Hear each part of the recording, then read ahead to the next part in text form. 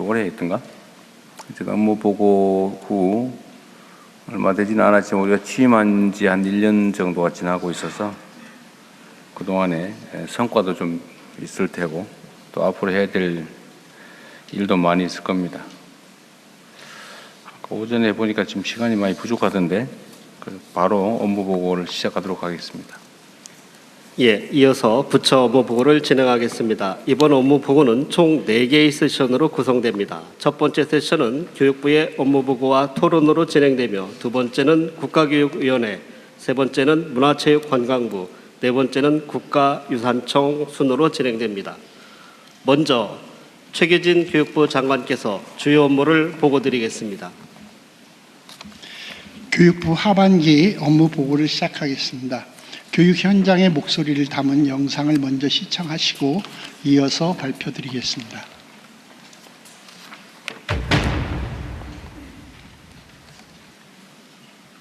교육 분야는 누가 뭐래도 정말 대한민국의 미래를 위해서 중요한 분야입니다.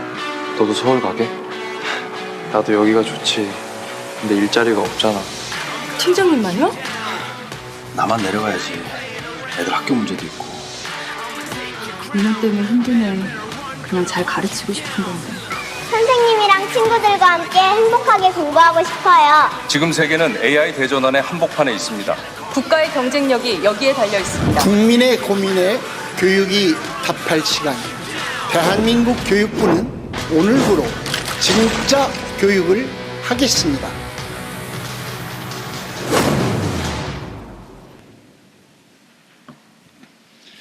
교육부는 국민 모두가 교육으로 미래를 꿈꿀 수 있는 대체 불가 대한민국을 만들기 위해 최선을 다하겠습니다. 본격적인 업무 보고를 시작하겠습니다. 국민 주권정부 1년 교육 현장의 변화입니다. 지역 균형 발전을 위해 노력한 결과 지방대학 경쟁률이 11.6% 상승하고 비수도권 공공기관 지역 인재 신규 채용이 증가했습니다. AI 등 주요 첨단 분야 인재를 약 12만 명 양성했습니다. 4세, 5세 유아 대상 무상교육과 보육을 도입하고 초등 돌봄 및 방과후 프로그램을 확대하여 학부모의 비용 부담을 완화했습니다. 이러한 노력들이 모여 국가 교육 경쟁력이 상승했습니다. 교육부는 국민이 체감하는 변화를 보다 신속하게 확산할 수 있도록 5대 핵심 과제를 집중 추진하겠습니다. 첫째, 청년이 지역에서 성장하고 지역은 청년과 함께 도약합니다. 3대 메가 프로젝트 국토 대전환에 발맞추어 매력적인 지역교육 기반을 조성하겠습니다. 서울대 10개 만들기를 본격 추진하여 세계 거점 국립대에 성장 엔진과 AI 분야 패키지를 지원하고 전체 거점 국립대에 대한 투자도 대폭 확대하겠습니다. 기업이 원하는 인재가 신속하게 양성되도록 지역협약 정원, 인재 양성 신속 트랙을 신설하겠습니다. 지방 국립대 학생을 대상 국가 장학금을 대폭 확대하고 지역 인재 장학금을 통해 지역 사립대 우수 학생을 지원하여 우수한 청년들이 지방에 유입되도록 지원하겠습니다. 학부모가 선호하는 어린이집과 유치원은 물론 과학고, 자격특화 특성화고 등 우수 교육기관과 돌봄, 문화, 체육 등을 함께하는 학교 복합시설 확대 등 우수한 교육 환경을 조성해 나가겠습니다. 다음으로 미래 인재를 키워 모두의 내일을 열겠습니다. 모든 영재학교와 과학고에 대학 및 기업과 연계한 AI 심화 연구반을 신설하고 4,000개의 AI 중점 학교 등을 운영할 계획입니다. 과기정 통부와 협력해서 개인 과제 중심의 R&D에 더해 대학을 중심으로 하는 연구 생태계를 새롭게 도입하고 석박사 중심의 연구 지원 체계를 학사부터 석박사, 박사 후 과정까지 있는 전주기 지원 체계로 확장하겠습니다. 교육기관의 AI 전환을 앞당기고 모든 대학생이 AI를 활용할 수 있도록 AI 공동 구독을 지원하겠습니다. 교육 재정의 비효율성을 줄여 필요한 곳에 투자하겠습니다. 교부금 개편을 통해 마련된 재원을 영유아부터 고등 평생교육까지 미래 인재 양성에 투자하겠습니다. 세 번째로 격차는 해소하고 기본은 국가가 채우겠습니다. 우선 유아 대상 무상교육과 보육을 3세까지 확대하고 영유아 교육과 보육 일원화를 임기 내에 완성하여 격차 없는 출발선 평등을 실현하겠습니다. 학교와 지역사회를 연계하여 방학 중에도 희망하는 누구나 국가의 돌봄 서비스를 받도록 하겠습니다. 문해력, AI 이해와 활용, 민주시민, 사회정서를 교육의 새로운 기본 역량으로 정의하고 국가가 책임지겠습니다. 특히 학생들이 혐오와 차별에 휩쓸리지 않도록 학생 참여 포럼 등 학생 자치를 강화하겠습니다. 정당한 교육 활동은 보호하고 평가는 공정하게 관리하겠습니다. 무고성 아동학대 신고로부터 교원을 보호하기 위해 법무부, 보건복지부와 함께 법과 제도를 개선하고 국회와 협력하여 교육활동 중 안전사고 발생 시 고의 중과실이 아니면 교원의 책임을 면제해 나가겠습니다. 교사 개인이 아닌 기관 차원의 민원 대응을 정착하겠습니다. 교육평가의 공정성과 신뢰성을 확보하기 위해 AI 서논수령 평가 지원 시스템을 확산하고 가칭 교육평가 출제지원센터 신설을 추진하겠습니다. 교육으로 성장한 대한민국이 교육으로 세계를 이끌겠습니다. 늘어나는 해외 한국어 교육 수요에 맞춰 해외 한국어반을 확대하고 희망하는 모두에게 한국어 교재를 보급하겠습니다. 보다 많은 국가의 대입시험에 한국어를 반영하고 한국형 고등교육 모형도 확산하겠습니다. 교육부는 국민의 목소리를 경청하며 현장의 문제를 신속하게 해결하기 위해 노력하고 있습니다. 교복 가격 개선 방안 마련, 이주 배경학생 지원 확대, 소규모 학교 고교 학점제 시행 여건 강화 등 국회, 언론, 민원 등의 지적사항에 대해 적극적으로 대응하고 있습니다. 이상 2026년 하반기 업무 계획을 보고드렸습니다. 교육부는 오늘 보고드린 과제들을 속도감 있게 수행해서 모두의 미래를 위한 교육, 대체 불가 인재 강국을 반드시 실현하겠습니다. 감사합니다. 네, 교육위원회도 마저 하고 하죠. 예, 다음은 차정인 국가교육위원회 위원장이 주요 업무를 보고드리겠습니다. 안녕하십니까. 국가교육위원장입니다. 국가교육위원회 업무를 보고드리겠습니다. 먼저 준비한 동영상을 보시겠습니다.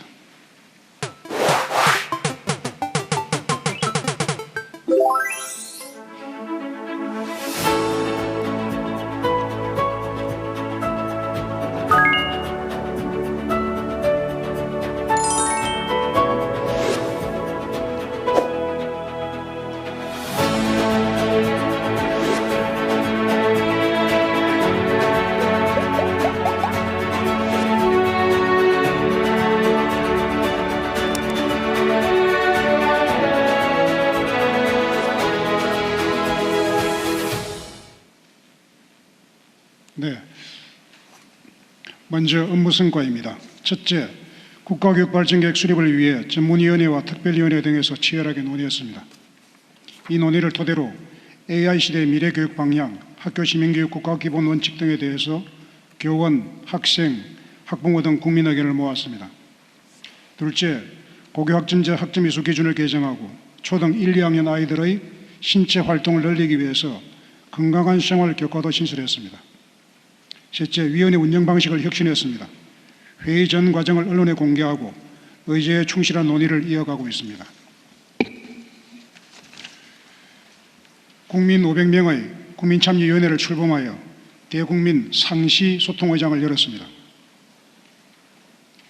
다음으로 하반기 추진 과제입니다. 먼저 2028년부터 2037년까지 적용될 국가교육발전계획 시안을 10월까지 마련하겠습니다.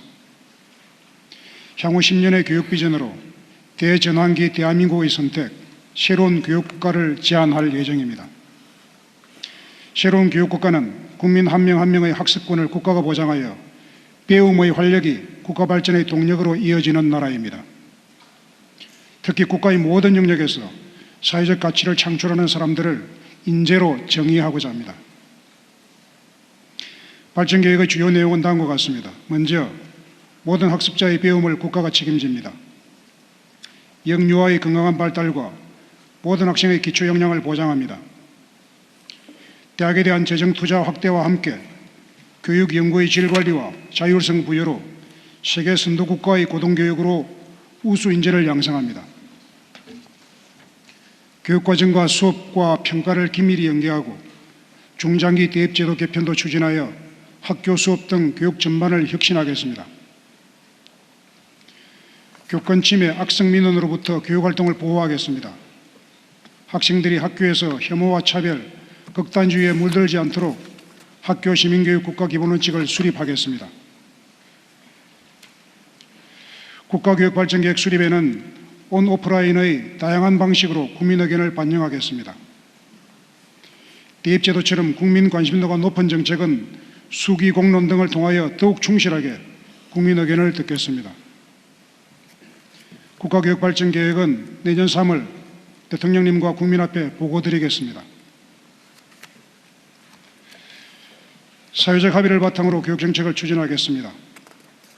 미래 교육과정을 준비하겠습니다. 인공지능 시대 인간 고유 역량을 함량하고 산업 수요, 직업 구조 변화에 대응하는 직업 교육 기반을 갖추겠습니다. 중학교 역사 과목의 근현대사 비중을 확대하고 고교 사회교과군 선택 과목을 신설하겠습니다. 독서와 글쓰기, 한자 교육 강화 등을 통해서 주로 한자어로 된 교과 용어를 정확하게 가르치고 문해력 향상 방안을 마련하겠습니다. 마지막으로 교육정책에 대한 수기 공론을 활성화하겠습니다. 학생, 청소년, 지역의 참여를 확대하겠습니다. 국가교육위원회 연간 활동 성과를 국민들께 소상히 보고드리겠습니다. 존경하는 국민 여러분, 대통령님, 정부 관계자 여러분, 오늘 우리가 실시하는 교육이 대한민국의 미래를 결정할 것입니다. 새로운 교육국가로 가는 길 국민과 함께 걷겠습니다. 감사합니다. 네, 수고하셨습니다. 그 교육부 발표 자료 중에 5페이지에 보니까 초중고 사교육 감소, 사교육 총액은 5.7%가 줄었다. 참여율은 4.3%가 줄었다. 그렇게 돼 있네요. 사교육 총액이 줄은 건 학생 숫자가 줄어서 총액이 줄었던 것도 있겠죠? 5페이지. 프레젠테이션 5페이지. 네, 프레젠테이션 5페이지.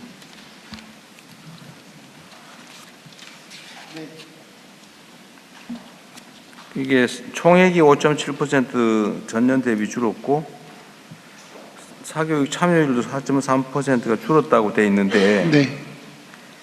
혹시 사교육 총액이 줄어든 거는 아이들 숫자가 줄어들어서 생긴 거 아니냐? 그렇지 않습니다. 아, 그래? 네, 네. 숫자는 똑같은데 근데 왜 줄어들었을까요? 맨날 늘어난다고 다 계속 난리였잖아요. 늘어났었는데요. 네. 그러니까 올해 들어서 특히 그 사교육에서 유아나 초등학교 그 1, 2, 3학년 학생들이 돌봄의 필요에 따라서 가든 사교육 분야를 저희들이 적극적으로 지원하게 되면 통합 돌봄을 확대하면서 네네. 어거지로 학원 보내던 게 줄었다. 네네, 뭐 이렇게 그런 이해하면 됩니까? 크게 요인으로 보입니다. 네. 다행이네요. 그 다음에 하나는 지금 이제 과거에는 하여튼 점수로 1등부터 지금 학생 수가 응시 인원 수가 연간 몇 명이나 됩니까? 학력고사 뭐 하여튼 이런 거 보는 수능시험 말씀입니까? 약 45만 명 정도. 45만 명? 네. 하여튼 이 45만 명을 1등부터 쭉 점수를 매겨가지고 하여튼 한 개 등수 차이 0.000 뭐 몇 점 이렇게 될 수도 있겠죠. 근데 이렇게 하는 거고 이제 등급제가 생겼잖아요. 1등급, 2등급, 3등급. 근데 같은 등급 안에는 점수 차가 있지만 같이 취급하는 거죠. 근데 이게 이제 그 전원을 등수를 다 매기는 거하고 등급을 매기는 거하고 이게 이제 등급을 매기면 입시 과열이 조금 줄어들 수 있는 거죠. 네, 그렇다고 보고 있습니다. 그 등급제를 도입한 취지는 원래 그런 건가요? 그 등수제로 안 하고 등급제를 도입한 이유는 뭐예요? 그 전체를 그 어디서 개인 40몇만을 등수로 하기는 아무래도 어려움이 있어서요. 그래서 이제 9등급제로 하다가 이 등급제를 5등급제로 하면서 조금 더 그나마 그러니까 경쟁을 좀 완화하려고 한 거겠죠. 그렇습니다. 네. 5등급인데 이걸 만약에 예를 들어서 2등급으로 한다. 또는 극단적으로 한 개 등급으로 했다고 하면 이제 등수가 의미가 없어지는 추첨제가 되는 거죠. 그렇게 되는 거잖아요. 그렇게 생각할 수 있습니다. 아니 이론적으로는 그렇지. 이론적으로. 네. 어쨌든 등급의 계급을 숫자를 줄이는 만큼 경쟁은 좀 완화되는 거죠. 네, 어쨌든 전체적으로 지금 이 새로운 사회 AI가 도입되는 AI. 아니 제가 보는 그 네. 단순히 제가 이론적인가 물어보는 거죠. 네, 네. 예를 들면 우리 입시제도가 과거에는 등수제로 하다가 어쨌든 등급제로 전환했고 등급이 어쨌든 9등급에서 5등급으로 줄었다는 거잖아요. 네. 그러면 예를 들면 상위 1등급이 예를 들면 이제 20%? 네. 20% 안에서는 그 성적 차이가 입시에 영향을 안 미치는 겁니까? 일단 수능 점수 자체로는 안 미치는데 안 미치는 거죠. 네. 다른 요소, 다른 건 빼고 그건 다른 다른 것으로 평가가 빼고. 판단하죠. 네. 점수 자체만은 네. 네, 같은 등급이면 똑같이 취급하는 거죠. 네. 그렇죠. 네. 그러면 소위 그 실력을 구분하기 위해서 무지하게 어려운 문제를 한두 개를 넣잖아요. 소위 킬러 문항이라고 그럽니까? 네. 요즘도 이게 변별을 하기 위해서 어려운 문제를 넣죠. 시험에. 안 합니까? 교육 과정 안에서 낼 수 있도록 최대한 권장하고 있고 그런 의도적인 킬러 문항은 배제하는 것을 기본으로 하고 있습니다. 그러면 지금은 그 수능 시험에는 교과서 외에서는 안 나옵니까? 최대한 교육 과정에서 소화한 내용으로만 출제하도록 권장하고 있습니다. 예. 뭐 물론 이제 변형은 있겠죠. 예를 들어 똑같은 문제인데 네. 숫자를 바꾼다든지 그렇습니다. 이런 거 있을 텐데 이게 왜 물어보냐면 어쨌든 사교육 또는 선행학습 특히 이제 사교육 교과서에 안 나오는 문제가 어떻게 나올지 모르니까 그거를 대비하기 위해서 어쨌든 아주 고득점을 하기 위해서 그런 거는 지금은 그러면 많이 없어진 거예요? 제가 좀 교과서에 안 나오는 거 시험 문제 대비하기 위해서 네, 사교육 받는 건 없어진 거예요? 제가 좀 답변 올리겠습니다. 그 오지선다 객관식 시험을 치고 있고요. 이제 수능에서는 일부 영어 제외 국어 한문은 절대평가 등급제로 하고 있고 나머지 과목은 여전히 상대평가 표준 점수를 주고 있습니다. 주고 있는데 지금 수능이 32년간 시행되면서 기출 문제를 피하면서 정상적인 문제를 출제하는 데 한계에 봉착해 있습니다. 그래서 아주 이상한 문제들이 나왔다고 흔히 뉴스로 나오는 것이 그것입니다. 그래서 이제 이른바 상위권 변별력을 위해서 이른바 킬러 문항이라고 불리는 문제가 나오고 있고 완전히 해소됐다고 생각되지 않습니다. 현재 그래서 수능시험, 객관식 수능시험을 계속할 것이냐의 문제는 깊이 한번 고민해 봐야 될 주제입니다. 근데 결국은 평가의 편의를 위해서, 그러니까 오해받지 않고 평가 점수로 어쨌든 선별 기준, 변별력을 확보하려고 문제를 어렵게 내는 거잖아요. 네. 시문제 다니면 다 점수 네. 똑같아져 버릴 테니까. 네. 근데 그게 결국은 학생들을 위해서라기보다는 선발하는 측의 편의와 안전성을 위해서라고 보는 게 맞겠죠. 그런 측면이 있습니다. 그러니까 교육 당국이 이제 오해받지 않고 좀 확실하게 이제 칸을 치고 5등급이라도 어쨌든 나누고 이런 거를 하는데 혹시 의심을 받을까 해서 웬만하면 다 객관식으로 하고, 그러다 보니까 사실은 굳이 안 배워도 될 거를 갖다가 특이한 것까지 막 다 모든 영역을 만약을 대비해서 다 공부하고 이 사회적 낭비를 초래하는 측면이 있는 거죠. 있습니다. 근데 이게 고민을 좀 해보자는 취지인데요. 지금은 학생들에게 과거에는 해답을 쓰는 능력을 주로 길러줬잖아요. 네. 뭐 이 닥치는 문제를 어떻게 풀 거냐. 근데 지금은 확실히 변했는데 질문만 하면 답은 사람보다도 뛰어난 사람보다도 프로그램이 훨씬 더 잘해주는 시대가 돼버렸잖아요. 네. 답하는 능력은 거의 의미가 없어지는 시대가 오고 있죠. 지금은 질문을 얼마나 잘할 것이냐. 특히 인공지능 좀 더 이제 나가서 앞으로 아마 일반 인공지능 뭐 이런 게 곧 현실이 될 텐데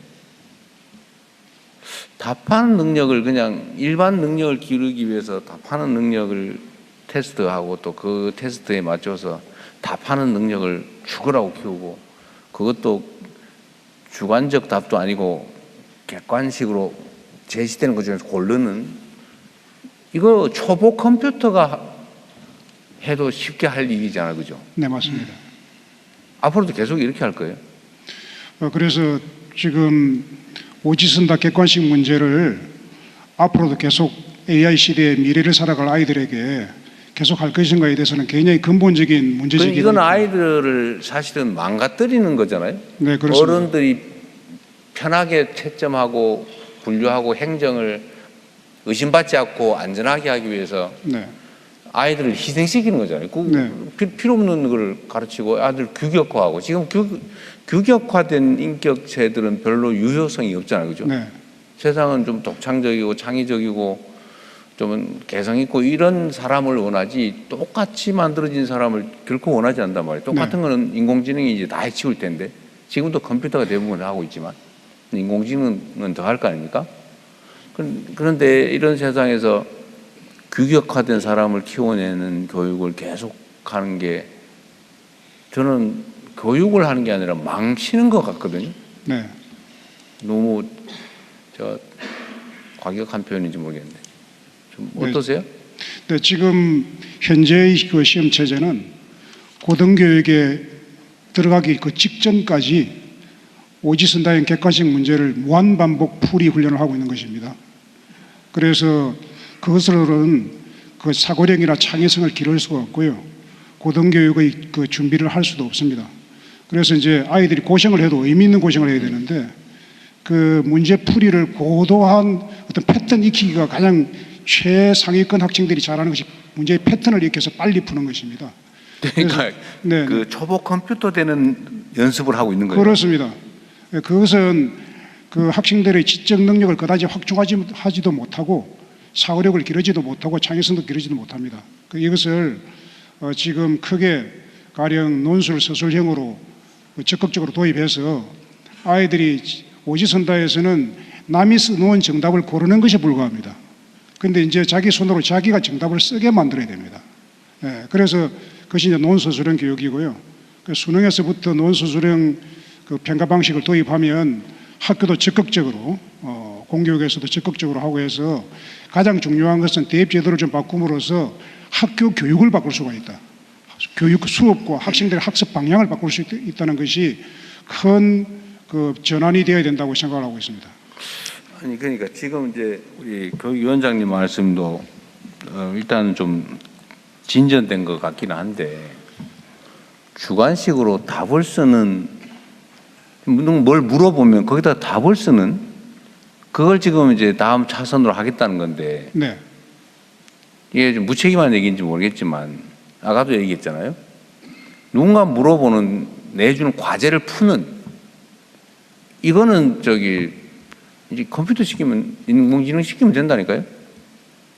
이제 뭐라고 질문할 것이냐, 뭐라고 구상할 것이냐,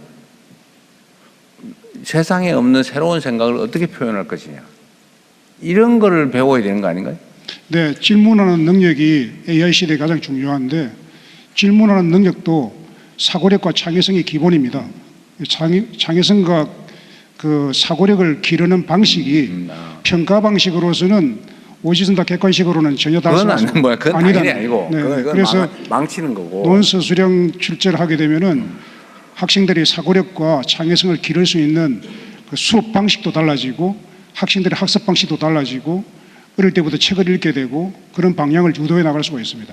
대통령께서 말씀하신 그런 문제의식에 기초해서 어쩌면 초등학교, 중학교 과정까지는 거의 수업 자체가 학생들이 어떤 것에 대해서 문제의식을 가지고 질문을 유도할 수 있도록 하고 그 질문에 대해서 함께 협력해서 그 문제 해결책을 찾아가도록 하는 방식으로 우리나라 교육의 수업 형식이 많이 진전이 됐습니다. 그렇지만 중3 이상 이렇게 되면 대학 입시라고 하는 큰 과제가 있어서 그것이 다시 고등학교 되고 원위치되는 상황이어서 대입 제도에 대한 어쨌든 변화는 필요하다. 그런데 워낙 예민한 문제여서 네. 어디까지 할 것인가 어떻게 할 것인가는 지금 국교위에서 중심이 돼서 대입 특위에서 논의를 하고 있는데 어쨌든 전 국민적으로 그 수기 과정을 거쳐서 단계적으로라도 어쨌든 변화해야 될 때가 왔다는 것은 거의 전체 국민이 동의하고 있다 이렇게 생각합니다.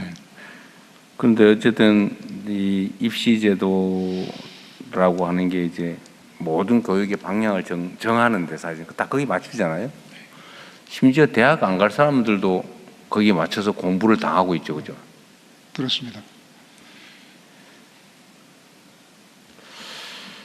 근데 이 이제 입시 제도라고 하는 게 워낙 예민하다 보니까 조금만 뭔가 건들면은 여기에 이제 득보는 쪽 소위 피해 본다고 생각되는 쪽이 엄청나게 예민하게 반응을 하니까 손대기가 너무 어렵죠. 네. 또 한 가지는 이게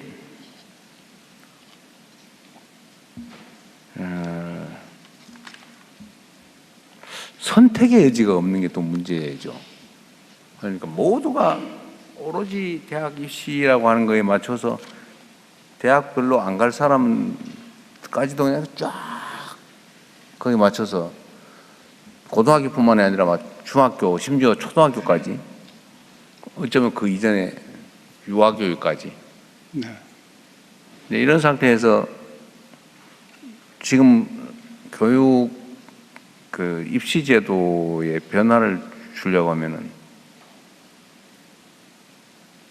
너무 어려울 것 같아요, 그죠? 이제 저는 사실은 그걸 별로 권장을 안 하는 쪽인데 사실은 네. 교육 제도, 입시 제도에 손대 가지고 칭찬받은 예가 없어요. 네. 잘하면 칭찬받을 수 있다고 생각합니다.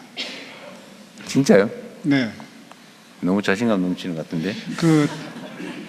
그동안의 그 입시제도 변화는 주로 그 유불리 조정, 각 대학 입시를 준비하는 그룹들이 있습니다. 뭐 고등학교 유형도 다르고 유불리 조정 등에 상당히 신경을 많이 썼는데요.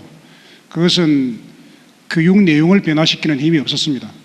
그런데 대학 입시 제도가 교육 내용을 변화시키는 힘이 있습니다. 수업도 바꾸고 학습 방식도 바꾸고 하는 힘이 있기 때문에 대학 입시의 그 힘을 이용해 가지고 교육 내용을 바꿀 필요가 있다. 대통령의 말씀처럼 대학 안 갈 아이도 대학 입시에 필요한 그런 교육을 해야 되느냐 이런 말씀을 하셨는데 대학 안 갈 아이들을 생각한다면 더더욱 오지선다 객관식을 해서는 안 됩니다. 그건 당연하죠. 네네. 그런 아이들을 생각한다면 더더욱 사고력과 창의성을 기르는 뭔가 자기의 생각을 쓰는 그것을 계속 고도화해 나가는 교육을 해야 되고요. 그래서 여러모로 보더라도 어느 모로 보더라도 대입제도는 좀 크게 그 평가 문항 방식이 좀 바뀌어야 된다. 그렇게 생각하고 있습니다. 네, 어쨌든 뭐 이 정도 하시고요. 뭐 저도 답은 없습니다. 답은 없는데 답답한 건 사실이에요. 그러니까 매우 어려운 과제이지만 지금 이제는 그 AI 시대로 전환하고 있는 시대에 어렵고 힘든 과제이지만 반드시 해야 될 과제라고 생각하고요. 그래서 그 우리 국민주권 정부 시대에 국교유학교육부가 손잡고 어쨌든 국민들께 최대한 좋은 방안을 마련해서 제안하면서 방향이라도 확실하게 잡는 것이 이 시대 저희들의 과제라고 생각하고 있습니다. 그 다음에 그 지금 연결된 질문인데 이제 사람들이 세상을 살아가려면 하여튼 뭔가 생산 수단을 가져야 되잖아요. 근데 지금은 이제 인공지능이라고 하는 이전에는 보지 못한 새로운 획기적인 엄청난 생산 도구가 생겨나는데 이건 이제 우리 모든 국민들에게 쥐어 드려야 될 거 아닙니까? 인공지능을 어떻게 이해하고 어떻게 활용할 거냐.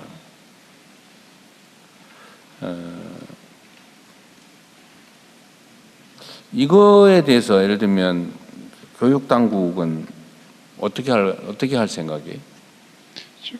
제가 네, 교육장관님부터 그러면. 어쨌든 인공지능 시대에 이미 그러니까 모두의 인공지능 얘기하고 계시기도 하고 그런데 저희로 교육에서는 정말 중요한 게 인공지능이 무엇인가, 이것이 우리에게 어떤 유리함이 있는가, 이걸 사용할 때 우리가 주의해야 될 것은 무엇인가 같은 아주 기본적인 것이 먼저 되지 않으면, 그리고 인공지능을 실제 활용할 수 있는 사람이 주인이 되고 인공지능이 나의 소중한 도구이고 친구로서 자리매김할 수 있도록 하기 위해서는 우리 말씀하신 우리가 학생들이 창의력이라든가 이런 역량을, 기본 역량을 갖출 수 있도록 한 후에 활용 능력을 더해주는 것이 전체 교육에서는 방향이라고 생각하고요. 그렇게 기본적인 방향을 잡고, 그럼에도 지금 이미 이 가고 있는 것에서 실제로 우리가 AI 3강으로 세계를 선도하기 위한 AI 영재라든가 그런 산업에 종사하기 위한 전문적인 인력, 이것은 또 그 현재 있는 고등학교나 이런 과정에서 그리고 대학 전체에서 별도로 이렇게 나누어서 생각해서 지금 추진해야 한다고 생각하고 그렇게 추진하고 있습니다. 그러니까 학교 교육에서 어떻게 인공지능을 어떻게 가르치고 있는지, 어떻게 가르칠 계획인지. 지금 현재는 그 학교의 AI 교육을 어떻게 할 것인가를 선생님들이 함께 연구해서 잘 하고 계시는 분을 중심으로 시범 학교로 해서 운영하고 있고요. 그 학교를 그 내년에 훨씬 더 많이 늘리면서 구체적으로 요 단계, 기초 단계에서 무엇이 필요한지를 확정짓기 위한 그런 준비를 지금 하고 있습니다. 하여튼 인공지능 교육을 강화해야 된다, 그리고 심화해야 된다, 확장해야 된다고 하는 건 명확한 과제인 것 같습니다. 그 평생교육진흥원 어디 학교에서는 그렇다고 치고 우리 일반 시민들에게 인공지능과 관련된 뭐 어떤 교육 기회 제공이나 이거 어떻게 계획하고 있어요?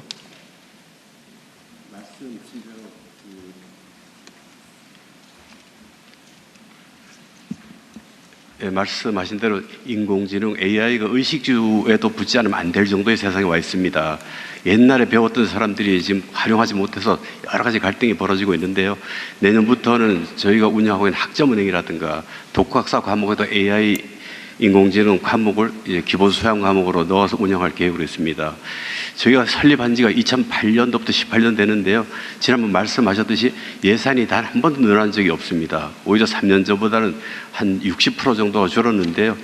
이 인구가 평생교육 대상 인구가 엄청나게 급증함에도 불구하고 예산이 줄었지만 지난번 대통령께서 말씀하신 대로 이제 여러 분위기가 지금 고조되어 있어 교육부라든가 기재부라든가. 자, 딴 얘기하지 마시고 어떤 프로그램을 가지고 있느냐 이 말이에요.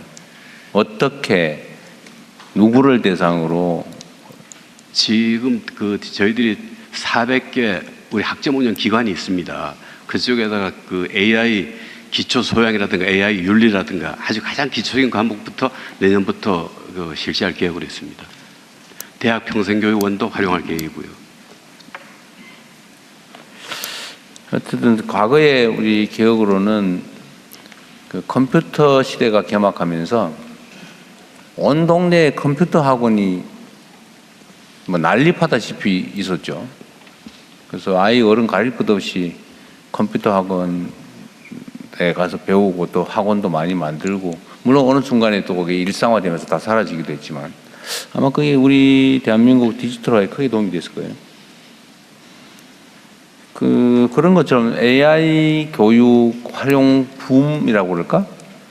이런 것들을 어떻게든지 조성을 해야 되지 않을까 싶어요. 뭐 교육기관은 말할 것도 없고, 우리 국민들에게 일상적인 AI 활용 기회 또는 교육 기회를 만들어 줘야 되겠다, 이런 생각이 듭니다. 아까 시험 얘기 잠깐만 더 하면, 이제 주관식으로 평가를 하게 되면 어쨌든 이제 사고력을 키우기 위한 노력을 하게 되겠죠. 네. 지금은 주어진 거 그야말로 이렇게 어떤 거 고르는, 네. 세상에는 근데 그 고를 일이 별로 없어요, 그죠? 그렇습니다. 네. 근데 이거를 이제 표현 능력, 소위 주관식 평가를 하면 이제 주관적이 되니까 이제 의심을 받잖아요. 네. 그래서 못하는 거잖아요. 물론 이 의심에는 나름의 근거가 좀 있죠. 꼭 그 어떤 제도를 만들면 악용하는 경우가 있어요.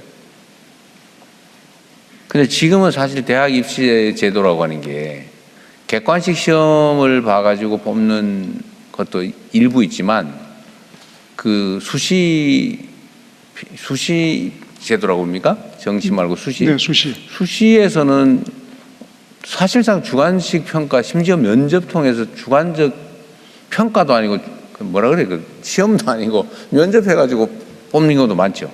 네, 수시는 주로 학생부 중심이고요. 네. 근데 학생부에만 의존하는 건 아니잖아요. 학생부 자체를 객관적으로 비교할 길은 별로 없는 거죠. 이제 학생부 그 내용이 상당한 우열이 있기 때문에 학생부 평가가 아주 기본이 되고, 학생부에 적힌 내용을 확인하기 위한 심층 면접 등을 하기도 합니다. 그러니까 네. 면접관들의 주관적인 평가, 네. 거의 뭐 감성적 평가 이런 것들이 영향을 미칠 정도인데, 그거는 주관식 시험에 대한 평가보다는 훨씬 더 주관적이잖아요. 그 대학의 그 평가 방법이, 학생부 평가 방법이 그렇게 허술하지 않습니다. 아니, 학생부만 가지고 하는 건 아니잖아요. 거기다가 면접하고 학생부를 중심으로 면접을 합니다. 뭐 속에서도 보고, 네. 그러다 보니까 속에서 전문으로 써주는 데도 생기고 그런 거 아니에요. 네. 그게 영향을 미치니까 그러겠죠. 영향을 미치는데 상당한 전문성이 있고 평가 기준이 확립되어 있기 때문에 아니, 내가 말하는 거 자꾸 변명하는 거 다 듣자는 게 아니고요. 내가 공격하는 것도 아니고, 거기도 매우 주관성이 많이 작동하는데, 네. 주관식 문제에 대한 평가보다는 오히려 더 주관적이지 않냐 그 말이에요. 다시 얘기하면, 네. 주관식 문제에 대한 주관식 답변에 대한 평가에 예를 들면 불공정 위협이라고 하는 게 네. 면접의 불공정 위험보다는 더 적지 않냐 그 말이에요. 그 질문은 일리가 있는 질문입니다. 그렇게 볼 수도 있습니다. 아니, 그래서 내가 한 얘기는 네. 내가 칭찬받자는 얘기는 아니고요. 지금 우리가 이제 무서워서 혹시 객관성을 잃었다는 의심을 받지 않을까 무서워서 네. 주관식 평가를 못 하잖아요. 네, 맞습니다. 근데 그게 사실 기우다 그 말이에요. 내가 하는 말은. 네. 이미 수시제도, 면접 평가 이런 데서 이미 주관적 평가를 하고 있고 수용을 하고 있는데, 네, 맞습니다. 그런데 주관식 문제에 대한 평가의 주관성을 의심받을까 봐 그거 아예 안 하고 있는 거 좀 이상하다, 내가 그 생각을 네, 얘기해 보는 맞습니다. 거예요. 앞으로 선원 수령 평가를 하게 되면 뭐 말씀처럼 그럼 논술학원 가는 사람이 막 생길까 또? 네, 그 면접 시험의 어떤 정성 평가 그보다는 선원수행 평가에는 제시문이 주어지고 조건이 주어지고 하기 때문에 아주 명확한 채점 기준이 나와 있기 때문에 그렇게 그 면접 평가보다는 만약에 지금 네. 그런 식의 주관식 평가를 하게 되면 과거에 한때 그 되게 논술 학원, 네, 논술 쪽집게 선생 네. 이런 게 또 확 다시 부활하지 않을까요? 그 점에 대해서도 많이 검토를 하고 있는 중인데 이제 가령 수능을 지금 상상하고 대화를 나누는 중인데 그 수능 이제 선논술을 하게 되면 논술 학원에 막 몰려가지 않겠는가 그것이 첫 번째 걱정입니다. 걱정인데 지금 내신에서부터 중학교 때부터 6년간 중간고사, 기말고사를 계속 그 같은 유형으로 시험을 치고 특히 고등학교 가면은 수능과 같은 유형으로 선원수행 평가를 하게 될 것입니다. 학교에서 계속 시험을 치다가 연습된 상태에서 가게 되고 그 다음에 이제 앞으로 AI를 활용을 하게 되면은 그 국가의 그 교육 특화 AI가 그 전국 학교의 선원수행 평가의 문제와 모범 답안과 그것을 모두 다 데이터를 압도적인 데이터를 축적하게 되기 때문에 그걸로서 평가도 하고 선생님들도 활용을 하고 아이들도 그 피드백을 받고 하기 때문에 사교육 시장에서는 아마 따라하지 못할 것 같습니다. 그래서 그 공교육의 그 AI 활용이 아주 압도적이 되기 때문에 그 부분에서 많은 문제가 좀 해소될 수 있다고 생각이 되고 오히려 그 사교육에 갈 동기가 많이 줄어들지 않을까? 지금 오지선다 객관식보다는 오히려 더 줄어들 수도 있다 그렇게 생각하고 있습니다. 주관식 문제에 대한 주관식 답변에 대한 평가의 객관성이나 아니면 뭐 투명성에 대한 의심 네. 이거는 뭐 인공지능으로 보완을 하든지 할 수는 있긴 할 텐데 어쨌든 이게 또 변화를 주고 나면 일단 뭐 혼란이라면 좀 그렇고 어쨌든 또 무슨 거기에 맞춘 특화된 학원 사교육 뭐 이런 것들이 마구 생겨날 가능성이 네. 높죠. 네. 사교육은 어떤 대입제도가 어떻게 바뀌더라도 그 틈새에서 생존을 하기 때문에 그 완전한 해결책은 좀 없는 것이고 해결책은 없을 텐데 이게 그 우물 밑에 가라앉은 진흙처럼 지금은 어쨌든 안정이 돼 있잖아요. 네. 시장이 안정이 돼 있는데 뭔가 규칙이 바뀌면 그게 다시 뒤집어서 새로운 질서를 찾을 때까지는 엄청난 흙탕물이 생기면서 사회적인 갈등이 야기되겠죠. 네. 제가 이거 바꾸라고 한 얘기 아닙니다. 네. 뭐 그런 생각이 들었다 그 말이에요. 네. 우리 한번 같이 고민해 보자 그런 취지입니다. 네. 그 바로 옆 칸에 보면 국가 교육 경쟁력 상승 27위에서 21위 이거는 1년 만에 이렇게 바뀌었다 그 말인가요? 네, 25년은 27위 평가를 받았는데 그렇습니다. 몇 년도 거를 이렇게 평가받은 걸까요? 전년도 거겠지? 24년 거를 25년에 평가했겠죠? 25년 거를 26년에 평가를 전반기에 한 모양인데 이게 왜 이렇게 빨리 올라갔어요? 원인이 뭘까요? 특별히 원인을 찾기는 어려운데요. 사실 우리나라 국가 경쟁력은 다른 분야는 더 많이 올라갔는데 사실 교육이 그렇게 많이 올라갔다 보기는 어렵습니다. 한꺼번에 네. 전체 올라간 한 부문이 교육이었던 모양이군요. 하여튼 이 교육 문제 우리 내부로서는 뭐 이런저런 문제 지적도 하고 하는데 대외 평가는 제가 다녀봐도 한국 교육 시스템을 어떻게 배울까를 저한테 마구 문의하는 걸로 봐서는 다른 나라도 우리보다는 그렇게 훨씬 낫다고 평가되지는 않나 봐요. 그런 것 같습니다. 예, 한국 교육 시스템을 어떻게 하면 우리가 도입할 수 있냐, 배울 수 있냐 이런 얘기를 많이 듣거든요, 제가. 그래서 일단 우리 교육부 관련 공무원분들은 잠깐의 위안을 갖자고 하는 얘기입니다. 그러나 국민들의 만족도는 결코 높지 않다. 네, 맞습니다. 근데 우리 국민들의 요구 수준 이게 높기 때문에 기대 수준이 높기 때문에 대한민국이 아무것도 없는 맨 땅에서 전쟁의 참화를 딛고 여기까지 온 겁니다. 사실은 교육이 다 이 경쟁력을 만들어낸 거죠. 수고 많이 하고 계십니다. 선생님들에 대한 재교육은 뭐 충분히 하고 있어요? 네. 시대가 너무 빨리 변하고 있어서 그 변화된 시대에 맞춰서 아이들을 적응시켜야 될 선생님들이 더 빨리 변해야 되는데 어쨌든 최대한 하고 있긴 한데요. 실제로 세상의 변화에 따라서 그 교육 환경 자체도 많이 변화해야 하는데 사실은 그 선생님들이 가지는 그 변화, 특히 그 변화에 맞춘 교사가 충분하냐.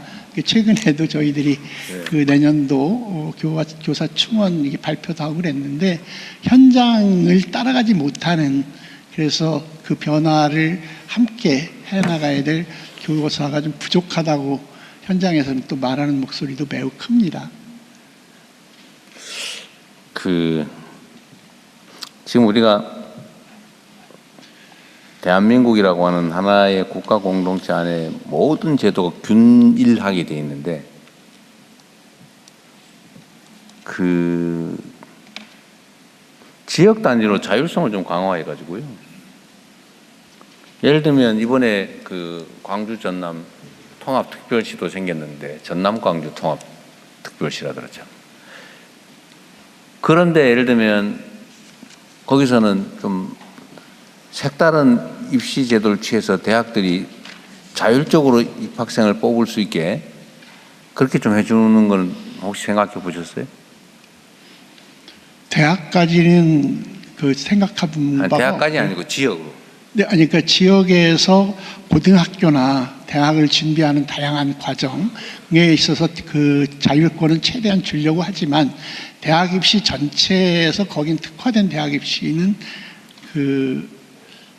고민하기가 어렵습니다. 저기 지방에 있는 대학들은 사실 지금 현재로서는 좀 후순위로 밀리는 중이잖아요. 안타깝지만. 그런데 거기에 좀 자율권을 좀 줘서 예를 들면 이제 제가 얘기하는 거는 광주 전남 특별시는 그 특별시법상 교육 문제에도 특례를 줄 수 있게 돼 있잖아요.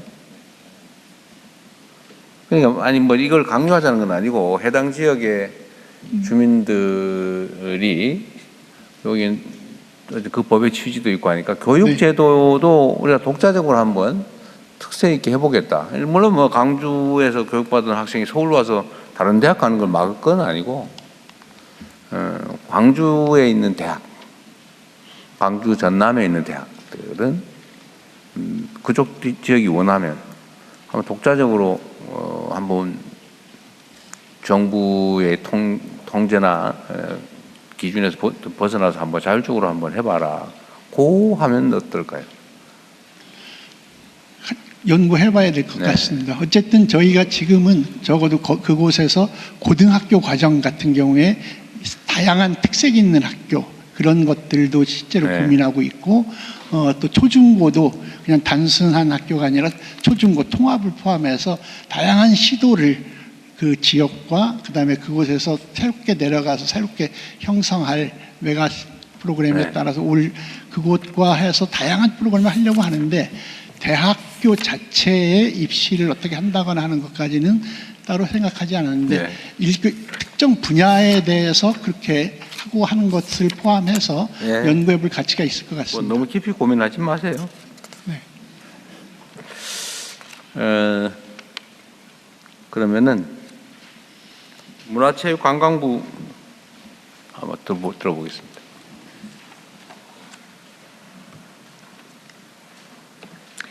안녕하십니까. 문화체육관광부 대변인 임영아입니다. 이어서 문화체육관광부의 업무 보고를 시작하도록 하겠습니다. 최희영 문화체육관광부 장관께서 주요 업무를 보고드리겠습니다.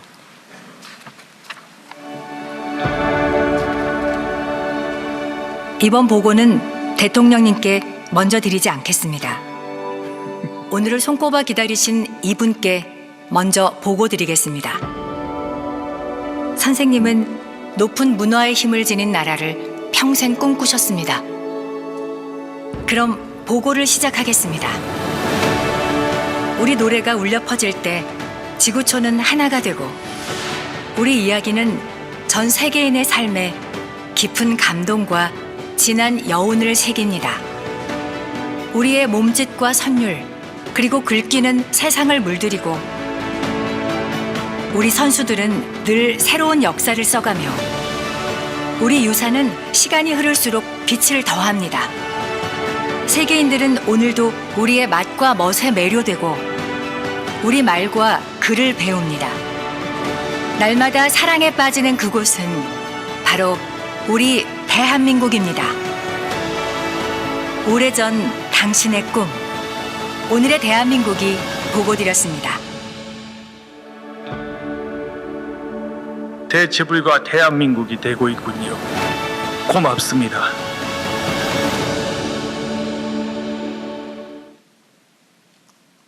문화적으로 만드셨네요. 감사합니다. 이제 우리 국민과 대통령님께 보고 드리겠습니다. 문체부 장관 최희영입니다. 먼저 그간의 성과입니다. 문체부는 예술인의 표현의 자유를 보장하는 8길이 원칙을 기회가 있을 때마다 명확히 했습니다. 이제 불행했던 과거는 없어야 합니다. 예술인 지원은 문화강국으로 가는 토대입니다. 청년 창작자 지원과 복지금고 신설 등 창작 안전망을 강화했습니다. 기초예술이 뿌리로 단단히 자리 잡을 수 있도록 다양한 지능 정책들을 시행했습니다. 그리고 현장의 목소리에 귀를 기울이며 소통의 기회를 넓혔습니다. 국민께서 일상 속에서 문화를 누리실 수 있는 기회도 더 많아졌습니다. 문화가 있는 날을 매주 수요일로 확대하고 공연 할인권도 배포했습니다. 국립중앙박물관은 관람객 수로 세계 3대 박물관의 반열에 올라섰습니다. K컬처 산업도 약진을 거듭했습니다. K컬처 지난해 수출액은 반도체, 자동차에 이은 3위였습니다. K컬처는 국가 호감도를 높여 제조업 수출에도 크게 기여할 뿐 아니라 그 자체로도 이미 매력적인 핵심 성장 동력이 되었습니다. 이제는 관점의 전환과 적극적인 산업적 투자가 필요한 단계입니다. 위기에 빠졌던 영화 산업은 활기를 되찾고 있습니다. 민관이 함께 긴급 대응에 나선 덕분에 제작 현장은 다시 바빠지기 시작했고 극장 관객 수도 크게 회복했습니다. 콘텐츠 불법 유통과 암표라는 두 가지의 난제 역시 법을 개정하고 강력히 대응하면서 성과들이 나타나고 있습니다. 관광 분야도 거침없이 달리고 있습니다. 외래 관광객은 연일 역대 최고의 기록을 갱신하고 있고 지역 경제에 활력을 불어넣고 있습니다. 국가관광전략회의를 대통령 주재회의로 격상하여 강력한 컨트롤 타워를 구축했습니다. 체육 분야도 활력이 넘치고 있습니다. 프로 스포츠가 역대 최대의 관중 시대를 열었고 국민의 생활체육 참여도 늘고 있습니다. 대한체육회장 선거제도 개편과 K축구혁신위원회 출범 등 신뢰받는 체육계를 만들기 위한 개혁에도 박차를 가하고 있습니다. 그럼 이 같은 성과를 바탕으로 대체불과 문화강국을 만들어 나갈 주요 계획을 보고드리겠습니다. 뿌리가 흔들려서는 꽃이 계속 피어날 수 없습니다. 문화강국의 토대를 더욱 공고히 하겠습니다. 보통의 직장인 수준으로 예술인들의 사회보험을 확대해서 든든한 사회 안전망을 제공하겠습니다. 소득 지원형 사업들을 확대하고 기본소득 도입 방안도 연구하겠습니다. 문화강국의 뿌리인 기초예술 분야를 각별히 챙기겠습니다. 독립영화와 인디음악 등 다양하고 실험적인 인디 콘텐츠도 집중 육성하겠습니다. 예술 인재도 키우겠습니다. 한국예술종합학교를 세계 최고 수준의 예술 교육기관으로 도약시키겠습니다. 게임 인턴 제도 등 청년들에게 다양한 현장 경험의 기회를 제공하겠습니다. K-팝과 댄스 등 기량이 뛰어난 우리 청년들이 마음껏 세계 무대로 진출할 수 있도록 도전의 기회도 넓히겠습니다. K컬처의 쾌속 질주에 박차를 가하겠습니다. 다음 달 프랑스와 공동 개최하는 영화 정상회의는 우리의 문화적 위상을 전 세계에 과시할 수 있는 기회입니다. AI와 OTT 등 새로운 도전을 돌파해 나갈 수 있는 길을 세계 시장 속에서 찾겠습니다. 단연도 지원 체계와 유통구조 개선 등 영화 생태계 복원도 서두르겠습니다. 내년 12월부터는 매년 겨울 초대형 K컬처 페스티벌인 페노미넌이 개최됩니다. 28년 봄부터는 전 세계 주요 도시를 돌며 또 다른 페스티벌이 열리고 해외 전용 공연장도 만들 계획입니다.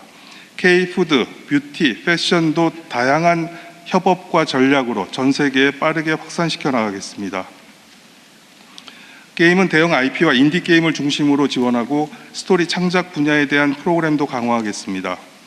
대한민국의 강점인 AI와 첨단 기술 그리고 뛰어난 인적 역량을 기반으로 K컬처의 산업적 경쟁력을 세계 최고의 넘사벽 수준으로 끌어올리겠습니다. 그리고 그 빛나는 성과들은 문화 ODA와 정상 외교 파트너십으로 세계와 나누고 협력하겠습니다. 문화체육관광은 지역 격차를 해소하고 정주 여건을 혁신하는 지름길입니다. 돔구장, 복합 아레나 등 인프라를 획기적으로 개선하고 지역 활동가를 육성해서 일선에서 이끌도록 하겠습니다. 전국 어디에서나 문화의 향기가 가득한 대한민국을 만들어 나가겠습니다. 지역 서점 커뮤니티도 활성화하고 문화산업단지도 더 많이 늘리겠습니다. 특히 호응도가 높은 청년 문화예술 패스 제도를 대폭 개선해서 연령대도 확 늘리고 사용처도 넓히겠습니다. 이제 대한민국은 전 세계인들이 꼭 와보고 싶은 대체 불가의 여행지입니다. 국정 목표인 3천만 명을 조기에 달성하고 4천만 시대를 대비하겠습니다. 지역의 관문을 넓히고 숙박 인프라도 다변화해서 수용 능력을 확보하겠습니다. 외래 관광객 1천만 명이 늘어나면 20만 개의 일자리가 만들어집니다. 관광 전문 인력도 적극 양성하겠습니다. 다채로운 관광 콘텐츠와 하이엔드 고부가 상품을 개발하고 해외 프로모션도 강화하겠습니다. 지역의 활력을 키우는 반값 여행과 반값 휴가를 확대하고 지역 주민이 주도하는 관광 새마을 운동으로 바가지 요금 같은 폐해는 강력히 대처하겠습니다. 다음은 온 국민이 함께하는 K스포츠입니다. 체육계의 혁신은 속도를 높이겠습니다. K축구혁신위원회는 선수와 지도자 전원과 수천 명의 동호인 등 2만 명 내외의 축구인들이 직접 축구협회장 선거에 참여하도록 하는 권고안을 내놓은 바 있습니다. 대한민국 축구의 희망의 불꽃이 다시 살아날 수 있도록 최선을 다하겠습니다. 국민 누구나 한 종목 정도는 즐기실 수 있도록 생활 체육 프로그램을 대폭 확대하고 엘리트 선수 출신들이 도와드리겠습니다. 아세안 게임 등 대형 스포츠 행사는 차질 없이 준비하겠습니다. 아울러 내년 여름에 세계 청년 대회가 열립니다. 해외에서 40만 명의 카톨릭 청년들이 방한할 예정인 만큼 잘 뒷받침하도록 하겠습니다. 마지막으로 국민 중심의 정책 소통을 강화하겠습니다. 정부의 주요 정책 현장을 생중계해서 국민들이 직접 참여하는 소통의 장이 마련될 수 있도록 하겠습니다. 문화체육관광은 누리는 즐거움을 넘어 지역을 살리는 동력이자 전 세계를 연결하는 대한민국의 핵심 자산입니다. 문체부는 현장의 목소리에 귀 기울이며 국민이 체감하고 세계가 감탄하는 대체불가 문화강국 대한민국을 반드시 완성하겠습니다. 감사합니다. 네, 국가유산청도 마저 하고 하시죠. 네, 허민 국가유산청장의 보고가 있겠습니다.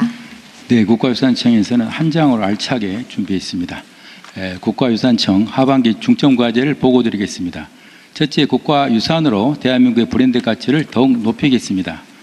우선 제48차 유네스코 세계유산위원회를 성공적으로 마무리하고 부산 선언이 채택될 수 있도록 지원해 주신 대통령을 비롯한 관계부처 여러분께 이 자리를 빌어서 깊은 감사의 말씀을 드립니다.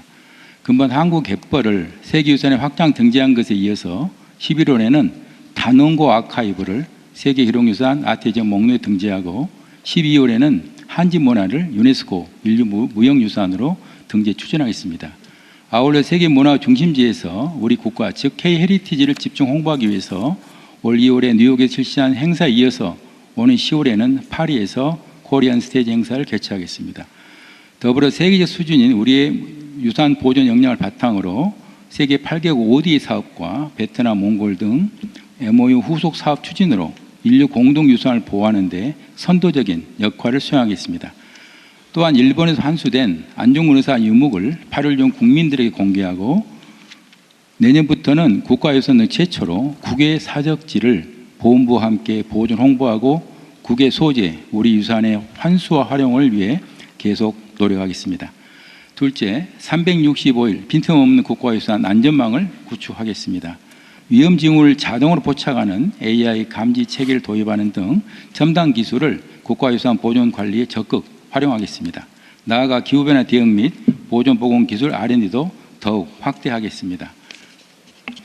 또한 국보 보호물 등을 보유하고 있는 전통 사찰에 산불용 대형 스프링쿨러를 설치하는 등 방제 인프라에도 지속 확충하겠습니다. 그리고 고의로 거래 기록을 누락하는 매매 업체에 대한 제재 규정을 마련하여 불법 거래를 예방하고 건전한 문화유산 유통 시장을 조성하겠습니다. 셋째, 국민 일상과 지역에 활력으로 넘는 국가유산 정책을 적극 추진하겠습니다. 전국 곳곳의 국가유산에 해당 지역에 매력을 입힌 활용 프로그램을 다양해서 수도권에 집중된 관광객의 지역 방문을 유도하겠습니다. 고품격 국가유산 스테이, 국가유산 야행 등 지역 체류형 콘텐츠와 국가유산을 국민의 힐링 공간을 제공하는 쉼표 프로젝트와 고궁 결혼식 등 다양한 프로그램을 준비하고 있습니다. 다음으로 국민이 체감할 수 있는 규제 혁신을 적극 추진하겠습니다. 세계유산 주변 지역에서 보존과 개발이 서로 조화가 될 수 있도록 세계유산 영향평가 제도를 더욱 공고히 해결해 나갈 생각입니다. 또한 발굴 현장 합동 지원당 등 규제 허가를 위한 패스트트랙을 적극 운영하여 대규모 국제 사업이 신속히 추진되도록 최대한 지원하겠습니다. 마지막으로 국농 관람료에 대해서는 공개 토론회 등을 통해서 국민의 목소리를 충분히 수렴하여 관람료 현실화 방안을 마련하도록 하겠습니다. 이상 보고를 마치겠습니다. 감사합니다. 네, 수고하셨습니다. 좀 산하기관들을 몇 군데만 제가 체크해 볼게요. 대한체육회 우리 회장님 오셨어요? 아, 유승민 회장님. 네, 여기 계십니다. 이게 이제 최근에 우리 국민들께서 관심 가지시는 게 이제 그 축구협회. 네. 뭐 여러 가지 문제들이 있긴 한데 가장 큰 문제의 근원은 비민주적 조직이 문제였겠죠. 그러니까 선출 자체도 뭔가 이렇게 정말 민주적으로 객관적으로 좀 인정되는 사람이 선출이 되느냐 이런 문제 하나하고, 두 번째는 이 장기 집권이라고 그럴까? 이런 게 문제잖아요. 근데 이게 축구협회뿐만이 아니고 다른 협회는 이런 문제가 없나요? 뭐 사실은 뭐 저희 구체적으로 얘기하면 명예훼손에 해당되니까 어느 협회 예를 들지 말고 있어요, 없어요? 예, 뭐 그런 문제들이 나오는 협회도 있지만 또 잘 수행하는 협회들도 있어서 잘하는 데도 있죠, 물론. 예, 구조적으로 저희가 사실은 모든 경기단체장들이 비상금 명예직이기 때문에 그 디테일함을 조금 부족한 부분들이 있을 수 있습니다. 그래서 이게 지금 대한체육회가 있고 대한체육회에 그 소속 협회가 있고, 그렇습니다. 소속 협회에 소속된 광역 단체가 있고, 네. 광역 단체에 소속된 또 소속 협회가 기초 단체가 있고, 네. 이렇게 문어발 피라미드식으로 하면 엄청나게 밑에가 많죠. 예, 저희가 한 전체적으로 따지면 한 11,000개 정도가 소속 단체가? 예, 소속 단체라고 불릴 수 있겠습니다. 광역 17개에다가 기초 228개에다가 그 안에 있는 단체들 쭉 곱하기 하면 네, 한 11,000여 개 정도로 저희가 추산하고 있습니다. 근데 어쨌든 제일 기초 단위가 예를 들면 무슨 구 탁구 협회, 그렇습니다. 뭐 이런 식으로 있잖아, 그죠? 네. 근데 저도 이제 그 체육단체들을 직간접적으로 경험을 해봤는데 그 구성 과정에 뭐 선출 과정이 엄청 치열하거든요. 네. 특히 정치적으로 많이 좀 이렇게 좀 연관성도 있고 또 거기 휘둘리기도 하고 뭐 그 정책 의도가 또 개입하기도 하고 하여튼 그 이권도 뭐 좀 있는 것 같고 그다음에 또 기득권도 있는 것 같고요. 예를 들면 막 편이 많더라고요, 안에 보니까. 그래서 이 문제를 어쨌든 근본적으로 해결하려면 민주적 구성이 제일 중요한 것 같아요, 그죠? 네. 최대한 범위를 넓혀서 직접 뽑게 하고 너무 과하게 오랫동안 못하게 하고. 근데 지금 이제 대한체육회는 지금 이제 우리 회장께서 개혁을 해가지고 직선제로 바꿔놨죠. 네, 지난 7월 16일 날 통과됐습니다. 선거인은 어떤 사람들인가요?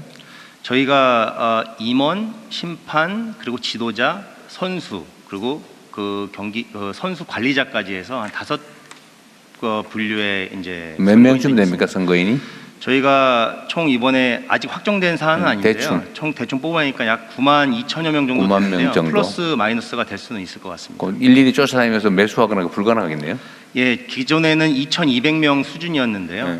그거를 알겠습니다. 네, 그러면 소속 협회들은 그 원래 대한체육회의 정관대로 바꿔야 되는 거예요? 안 바꿔도 되는 거예요? 저희가 정관을 준용하게 돼 있고요. 또 소속 협회들은 저희가 회원 단체 규정이라는 게 있기 때문에 그걸 저희 이사회를 통과시켜서 규정을 좀 변경할 예정입니다. 그러면은 그럼 소속 협회는 당연히 저희 대한체육회는 직선제로 바꾼다. 준용을 해야 되지만 물론 뭐 이 단체마다 또 굉장히 인원이 작은 데가 있고 큰 데가 있어서 그렇죠. 그런 부분들은 어느 정도는 자율성에 좀 맡겨야 되는 부분이 있습니다. 하되 어쨌든 최대한 범위를 넓혀서 선거인이 그렇습니다. 직접 뽑게. 네.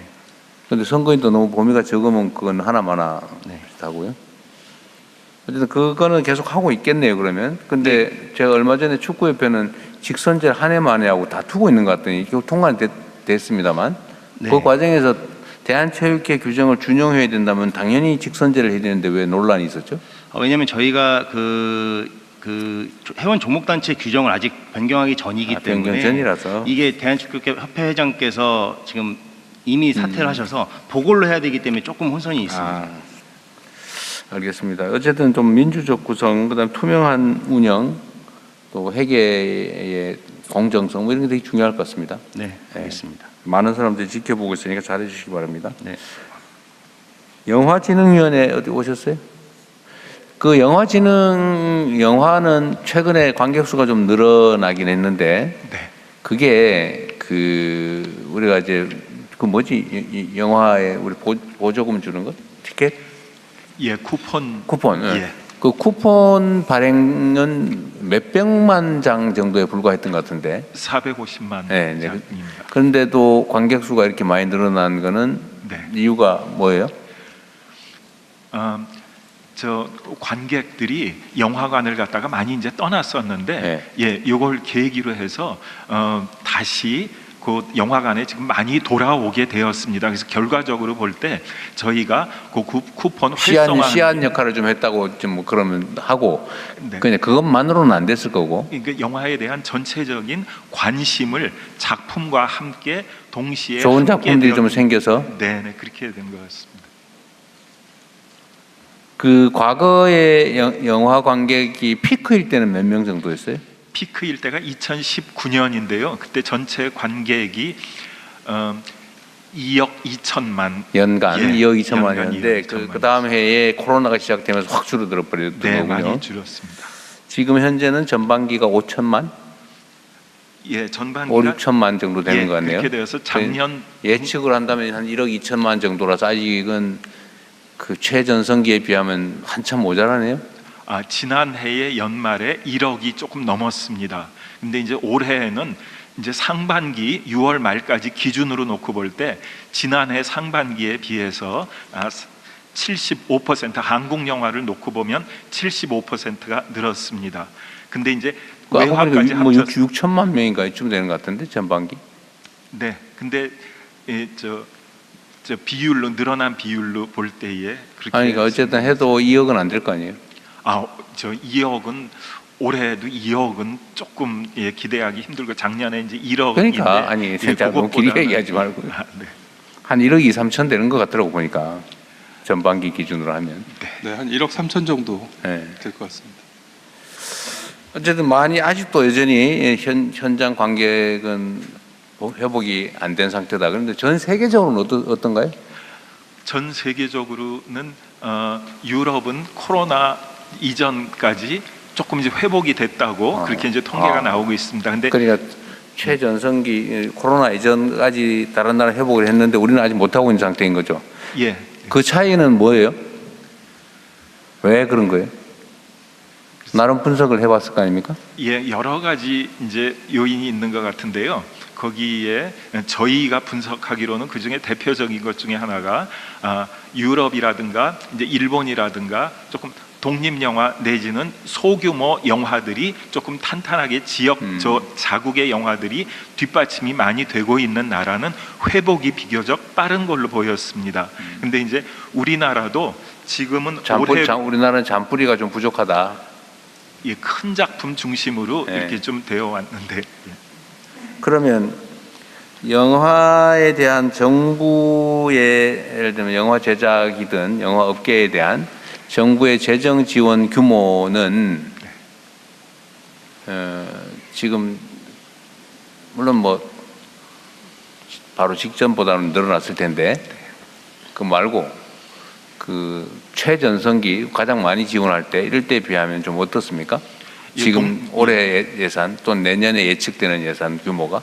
예, 독립 영화 경우는요. 독립 영화가 이제 저희가 주로 지원하는 중요한 아니 얼마쯤 되냐고요? 예, 근데 최전성기 때보다 올해가 높습니다. 아 그래요? 예, 올해가 전체 지금 122억입니다. 올해가 전성기 때가 약소하네요. 예, 예.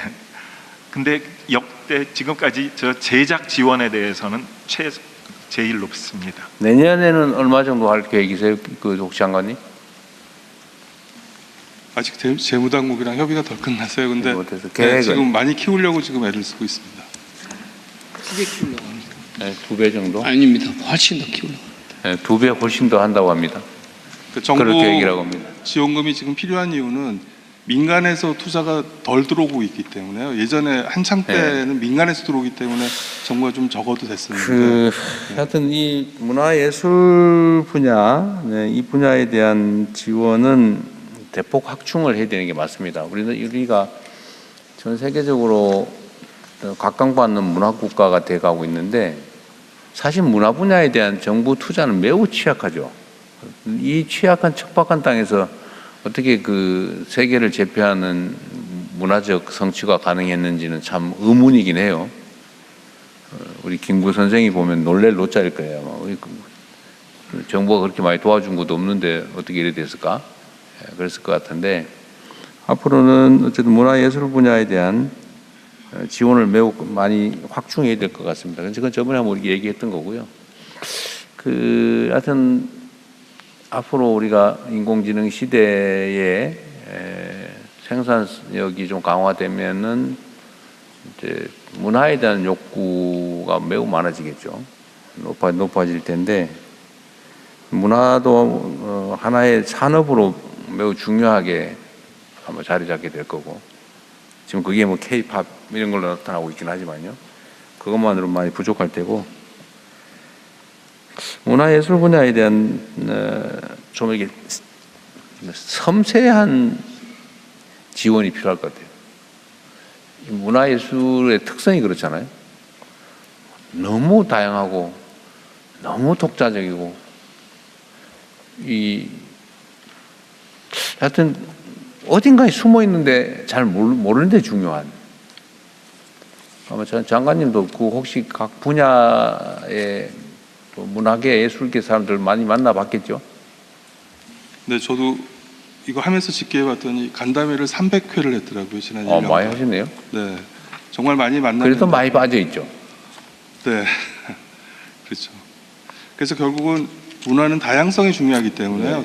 다양한 곳에 지원을 할 수밖에 없는 것 같습니다. 그래서 대통령님 말씀처럼 늘 부족한 곳은 항상 부족하다는 이야기가 계속 들리고 할 수밖에 없는 그 본질 자체가 그런 것 같습니다.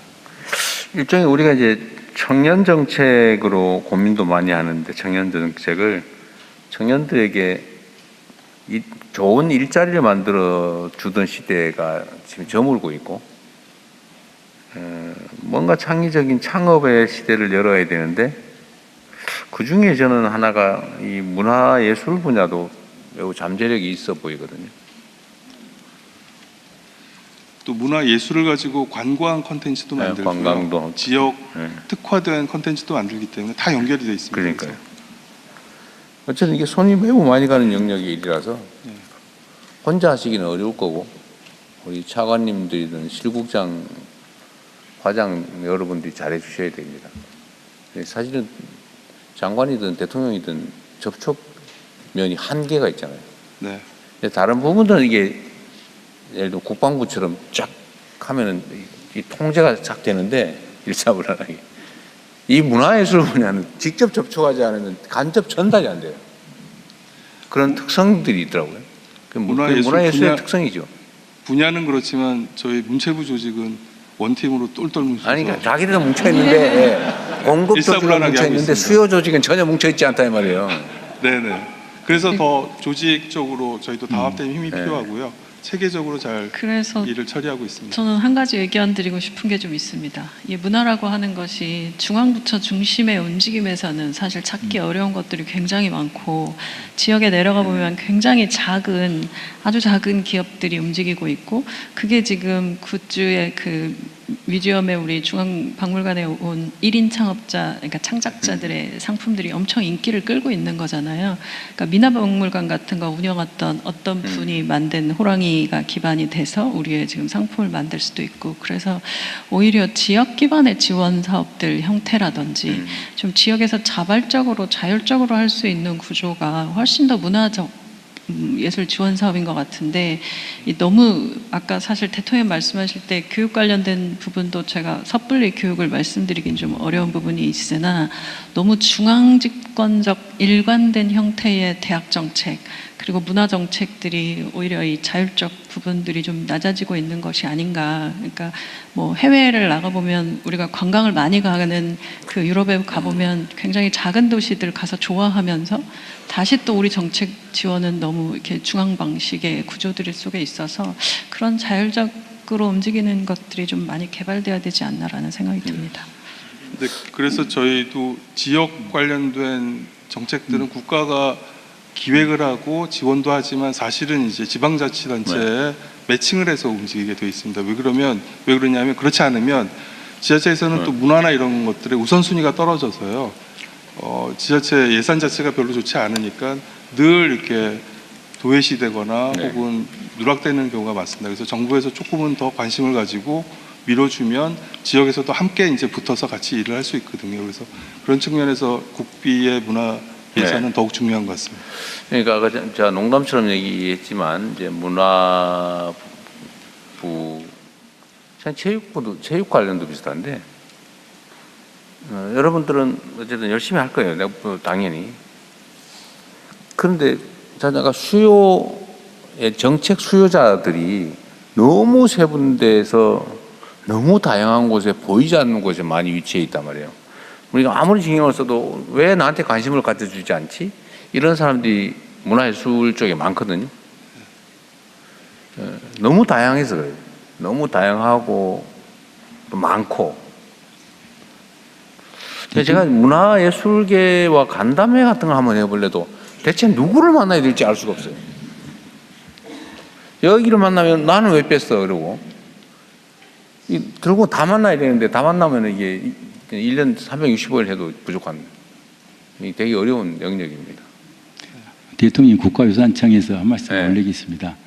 사실은 국가유산청에 있는 사적지라든가 그다음에 전국에 대부분 다 펼쳐 있습니다. 방금 총리 말씀하신 대로 국가유산청에서는 전국을 지금 커버하고 있고 그리고 지역 활성화를 같이 준비하고 있기 때문에 여러 가지로 또 힘이 든 부분도 많이 있는데 열심히 하고 있습니다만은 소두에 대통령께서 문화재정 말씀하셨는데 거기에 국가유산청 예산도 포함되어 있어서 굉장히 기쁩니다.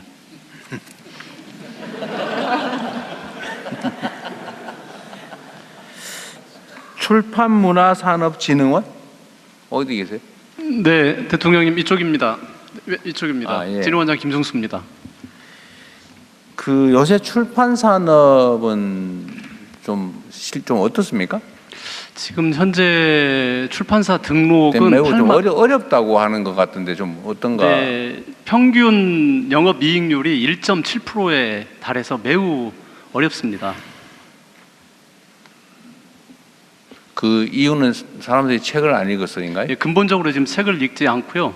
근데 대통령 지금 두 가지 저희의 희망적인 소식들이 있는데요.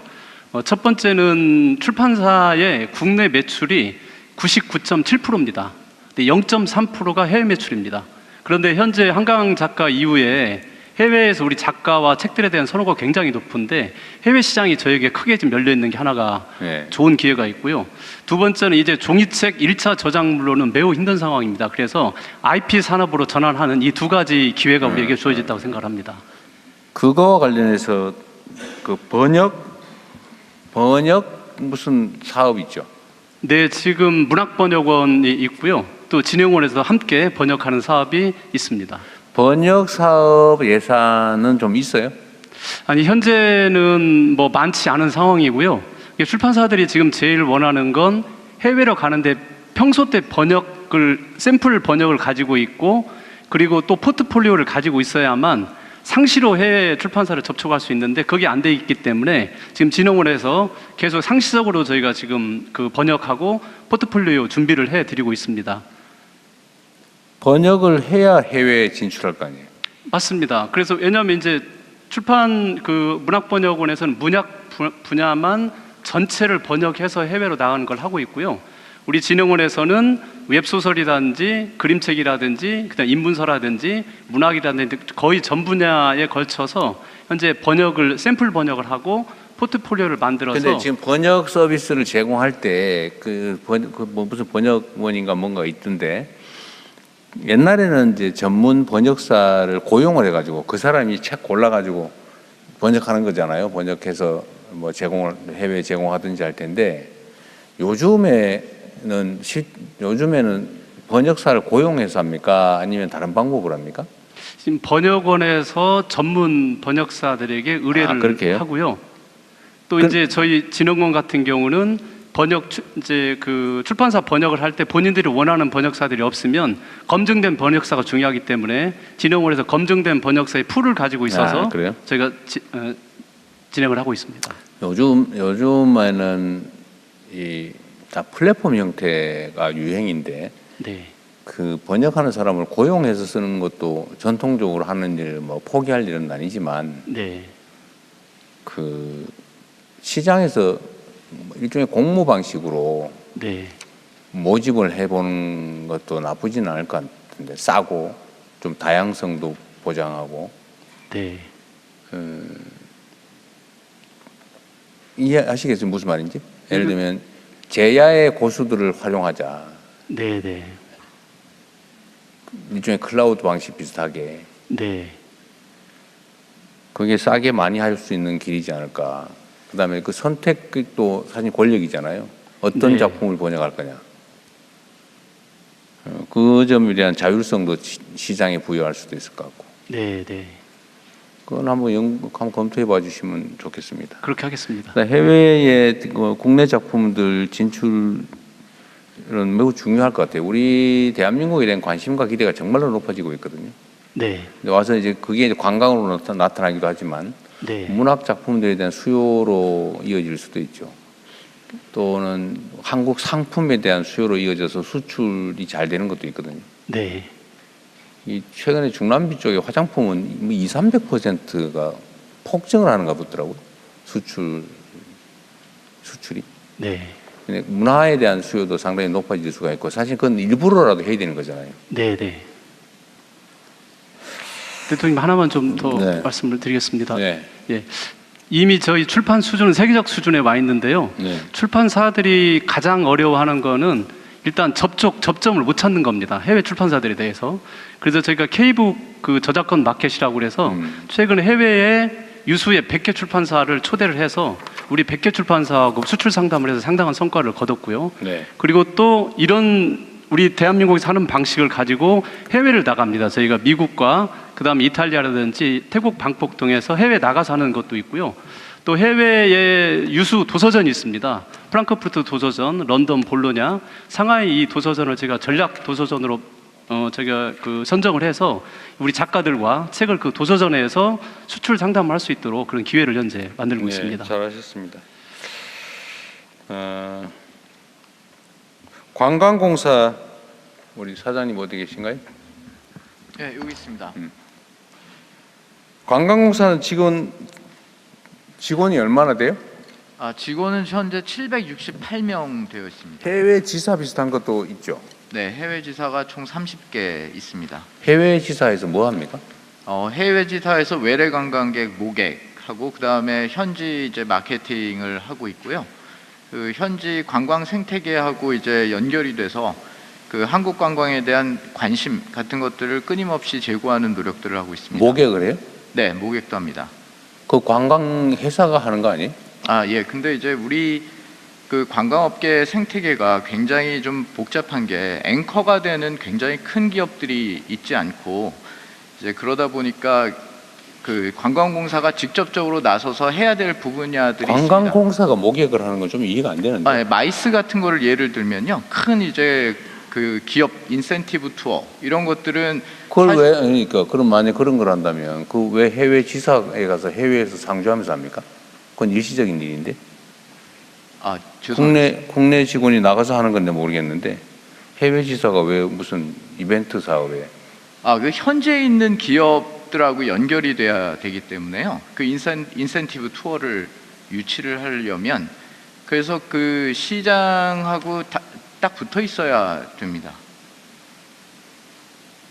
아니 국내에서 예를 들면 이벤트를 하는 거를 관람할 사람을 해외에서 모집을 한다 그 말인 것 같은데.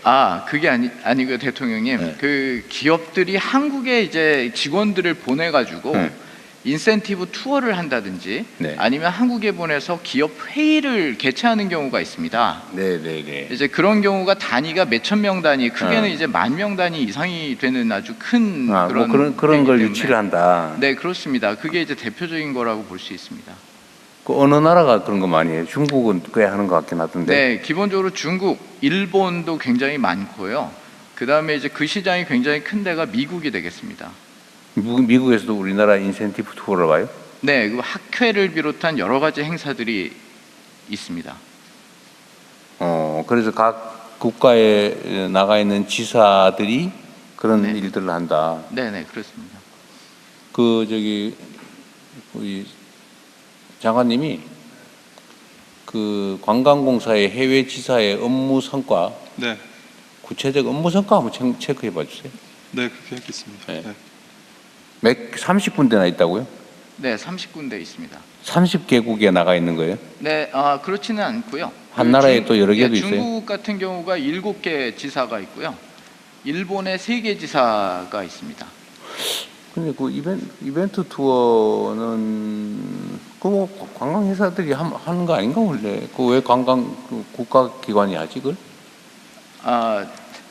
일단 기본적으로 그 현지 관광 생태계 파트너들이 그 항공사도 있고, 네. 그 다음에 또 아주 대규모 여행사도 있고요. 네, 되게 여행사들이 그런 거 주선하고 하지 않나요? 네, 근데 제가 말씀드렸지만 한국의 여행사들이 사실 영세한 데가 많이 있어서요. 그 관광공사는 어차피 뒤에 이제 국가 이제 공신력이라는 거를 이제 등에 업고 이제 할 수 있는 유리한 점이 있습니다. 그래서 지금 현재 관광 생태계를 고려하더라도 공사의 해외 역할은 굉장히 크다고 볼 수 있습니다. 네.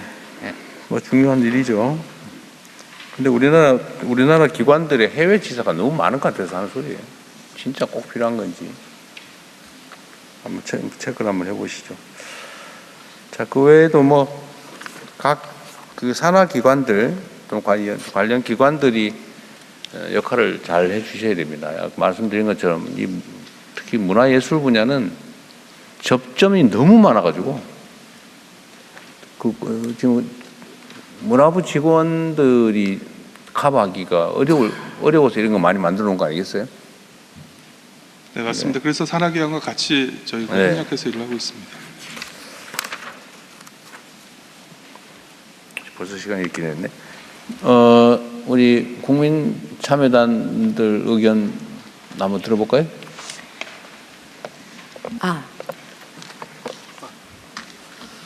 네, 국민 참여단 먼저 교육부와 국가교육위원회. 아니, 그 제안하지 말고 그냥 하세요. 예, 제안하지 않고 하겠습니다. 원수죠, 뭐. 예, 손을 들어주셨네요. 첫 번째 청바지 입으신 분 말씀에 앞서서 자기 소개해 주시고 발언은 가급적 1분 이내로 해주시기 바랍니다. 네, 알겠습니다. 안녕하세요. 저는 관악구에 있는 당곡고등학교 교사이자 모두의 데이터 분석이라는 공공 데이터 분석하는 책을 쓰고 대학교에서 AI 기반 데이터 분석 강의를 하고 있는 22년차 교사 송석리라고 합니다.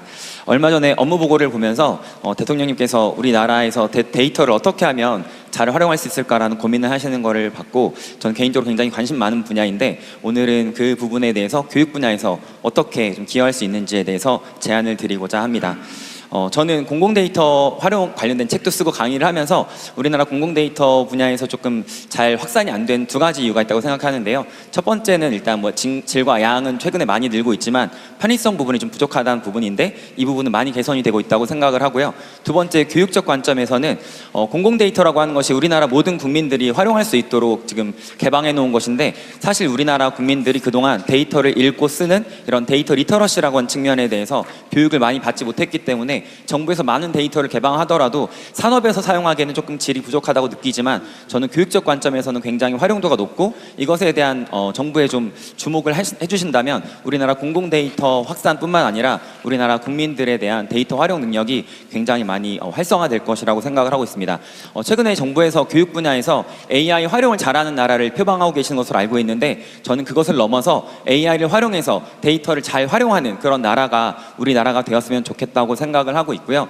이미 뭐 저 같은 경우에도 이미 한 5, 6년 전부터 공공데이터를 활용한 수업을 하고 있지만 저는 지금 AI 시대를 맞아서 제가 가르치고 있는 정보교과뿐만 아니라 뭐 지리나 경제, 체육이나 보건, 가정에 이르기까지 굉장히 다양한 교과에서 지금 제공되고 있는 공공데이터를 교육적으로 활용한다면 지금 교과서에 있는 한 5년 전, 7년 전에 있는 냉동 데이터가 아니라 아이들이 직접 공공데이터 포털에 들어가서 싱싱한 그런 데이터를 낚아서 그 안에서 정말 아까 말씀 나눴던 것처럼 창의적인 질문을 던지고 그 질문에 대한 답변들을 가지고 서로 인사이트를 토론하는 그런 수업들이 진행됐을 때 우리나라의 데이터 활용 능력뿐만 아니라 교육적인 어떤 발전도 AI 시대에 맞춰서 나아갈 수 있을 것이라고 생각을 합니다.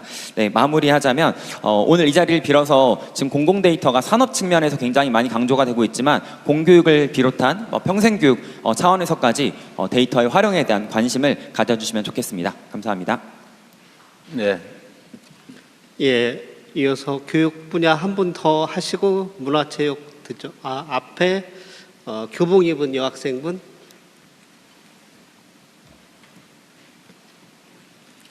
안녕하십니까. 서울학생대표로 학생참여위원회 활동 중인 서현중학교 박채연입니다. 교육 정책은 확정된 후 학생들의 학교 생활과 교육 경험에 오랫동안 직접적인 영향을 미칩니다. 그렇기 때문에 정책 방향을 정하는 과정은 물론 실제 학교 현장에서 학생들이 어떻게 체감하고 있는지를 살펴보는 과정 또한 매우 중요하다고 생각합니다. 교육부와 국가교육위원회에서는 정책을 논의하고 추진할 때 학생들의 의견을 어떤 경로로 수집하여 정책에 반영하시는지, 그리고 정책 시행 후 현장에서 올바른 작동 여부를 구체적으로 어떻게 점검하고 계신지 여쭙고 싶습니다. 네, 답은 나중에 하기로 하고요. 노력하자 그 말이죠. 네. 네. 맨 끝에. 네. 네, 안녕하십니까. 그 만나기 힘들다는 문화예술인 인사드리겠습니다. 네. 저는 경상남도 창원시에서 60명의 청년 예술인과 함께하고 있고요. 오케스트라 운영하고 있는 따가따가 컴퍼니 대표 최성진이라고. 옛날에 한 본 분 같은데. 제 창원에서 그때 차담회 한번 했었습니다. 아, 그렇죠. 네, 목소리를 보니까 기억이 났습니다. 네, 감사합니다. 그럼 시간 좀 더 주시면. 네, 대통령님께서 지원하되 간섭하지 않는다. 그 철학으로 이제 저희가 운영이 되고 있지 않습니까? 그 중에서 현장 예술인들의 목소리를 한번 들려드리고자 합니다. 지방 오케스트라 그리고 지방 예술 단체인 경우에는 보통 이제 문화예술가에서 많이 하고 있는데요. 심사를 볼 때 지역 예술인들이 그 지역의 예술인들을 보통 심사하곤 합니다. 그러다 보니 지연 학연에 조금 이렇게 많이 좌우지되고 하는데요. 그렇기 때문에 호남권이면 영남에서 심사를 하고 영남이면 호남에서 하는 교차 심사제를 도입했으면 어떨까 좀 생각해봤습니다. 그리고 이제 보태미를 통해서 보통 정산을 하게 되는데 현행은 텍스트를 통해서 정산을 합니다. 하지만 사진이라든지 관객 사진, 연주자 사진 아니면 연주 영상 같은 것 이제 미디어로 정산하면 어떨까 하고요. 그걸 이제 정보 공시를 통해서 투명하게 공개했으면 합니다. 그리고 마지막으로 예술인 전용 신문고를 하나 만들었으면 하는데요. 아직까지도 페이백이라든지 열정페이라든지 이제 이렇게 움직이는 단체들이 있다고 합니다. 아니면 그걸 예방하는 차원에서라도 예술인 신문고를 통해 익명성을 보장해서 예술인 신문고를 통해서 좀 투명하게 했으면 합니다. 그리고 진짜 마지막으로 진짜 마지막으로 장관님께 한 말씀 드리고 싶은데요. 지방에서 이제 이렇게 오케스트라를 운영하면서 열심히 하는 청년 예술인들이 참 많습니다. 이게 수도권에 있는 상업 오케스트라하고 비슷한 성격이지만 지방에서는 그 역할이 전혀 다르거든요. 문화예술 저변 확대라든지 관객 유치와 그다음에 문화 소외감 해소 이런 거를 이제 저희가 맡고 있는데 보통 일반적인 예산은 전부 다 앙상블 위주로 돌아가는 것 같습니다. 그래서 이제 오케스트라가 가장 고용도 많이 되고 그런 부분이 있는데 한번 챙겨봐 주시면 좋겠고요. 아까 간담회 300번 하셨다고 했는데 12월에 저희 공연에 와주시면 301번째 될 것 같습니다. 대통령님 명령 한번 내려주시기 부탁드리겠습니다. 감사합니다. 다음 분, 네. 네, 안녕하십니까. 저는 고향 특례시에서 종목단체장으로 활동하고 있는 노진수라고 합니다. 아까 대통령님께서 언급하신 그 가장 하위 체육단체라고 생각을 하시면 됩니다. 현장에서는 특히 기초체육회 중심으로 여러 어려움이 나타나고 있습니다. 민선체육회가 충분한 자립과 기반 없이 적응 기간 없이 출범하면서 대통령님께서 아까 언급하신 정치적인 영향을 로부터 100% 벗어날 수 없는 환경이 되었습니다. 그 이유는 사실 기초체육회 같은 경우에 운영 예산의 대부분을 지자체로부터 의존하는 구조가 이어지고 있습니다. 그 결과 자율성을 확보하기보다 지자체의 체육 정책과 예산에 더욱 영향을 받을 수밖에 없는 현실입니다. 어떻게 뽑느냐도 중요하지만 어떻게 운영하느냐도 중요합니다. 국민을 위한 체육단체 정책을 적극 검토해 주시기를 장관님께 제안드립니다. 그리고 한 가지만 더 말씀드리면 저는 그 문화체육관광부 지정스포츠클럽도 운영을 하고 있는 운영자입니다.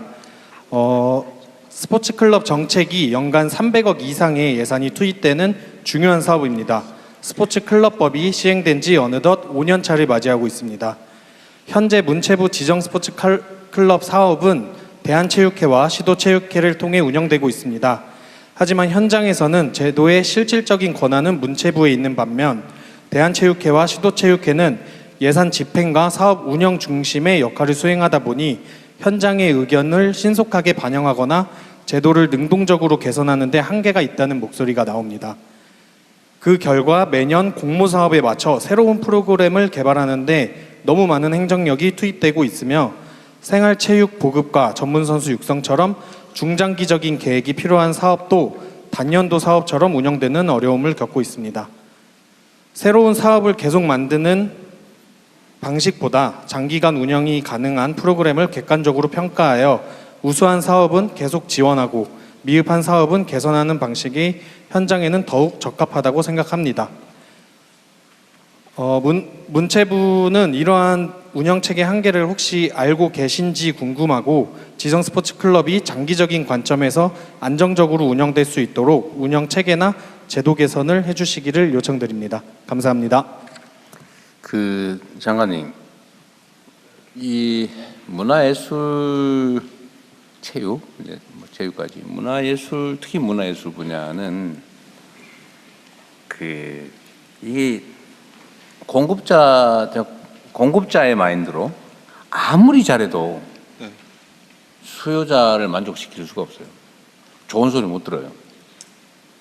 그래서 만나는 것도 한계가 있으니까 지금부터 문화예술 분야, 체육 분야를 포함해도 괜찮고 특히 문화예술 분야에 대해서 예산 신청을 한번 받아보는 것 어떻습니까? 그러니까 어차피 지금 이 장면을 보시는 문화예술인들도 많으실 테니까 네.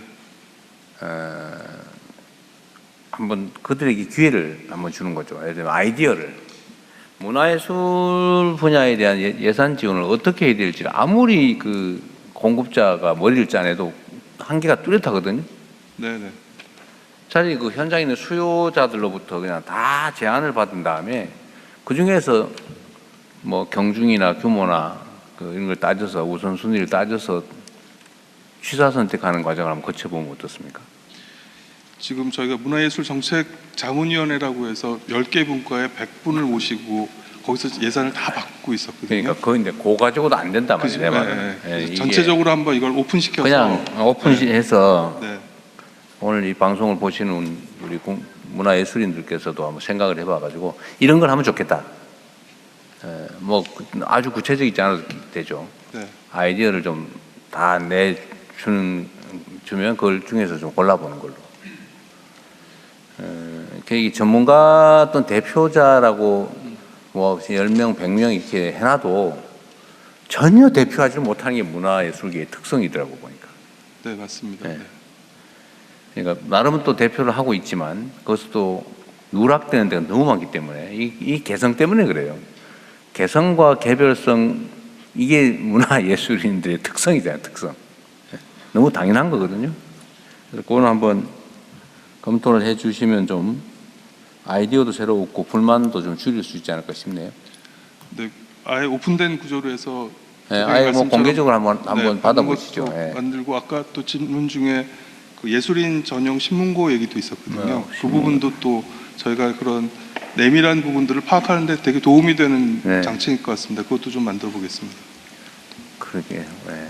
하여튼 그건 뭐 AI를 활용한 종합 신문고가 도입되기 전까지는 일단은 분류해서 받는 게 도움이 되겠죠. 한두 분만 좀 더 하시고 이제 우리 국민들 의견도 한번 들어보겠습니다. 예.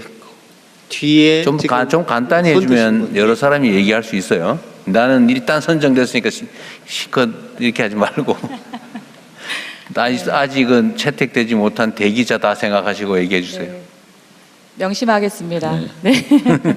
감사합니다. 안녕하세요. 저는 우리 대한민국에서 가장 핫한 도시 통합을 이루어가지고 지금 신나게 도움닫기를 하고 있는 전남 광주 통합시에서 왔습니다. 무안군민이고요. 이 자리에서 대통령님 뵙게 돼서 너무 반갑고 감사합니다.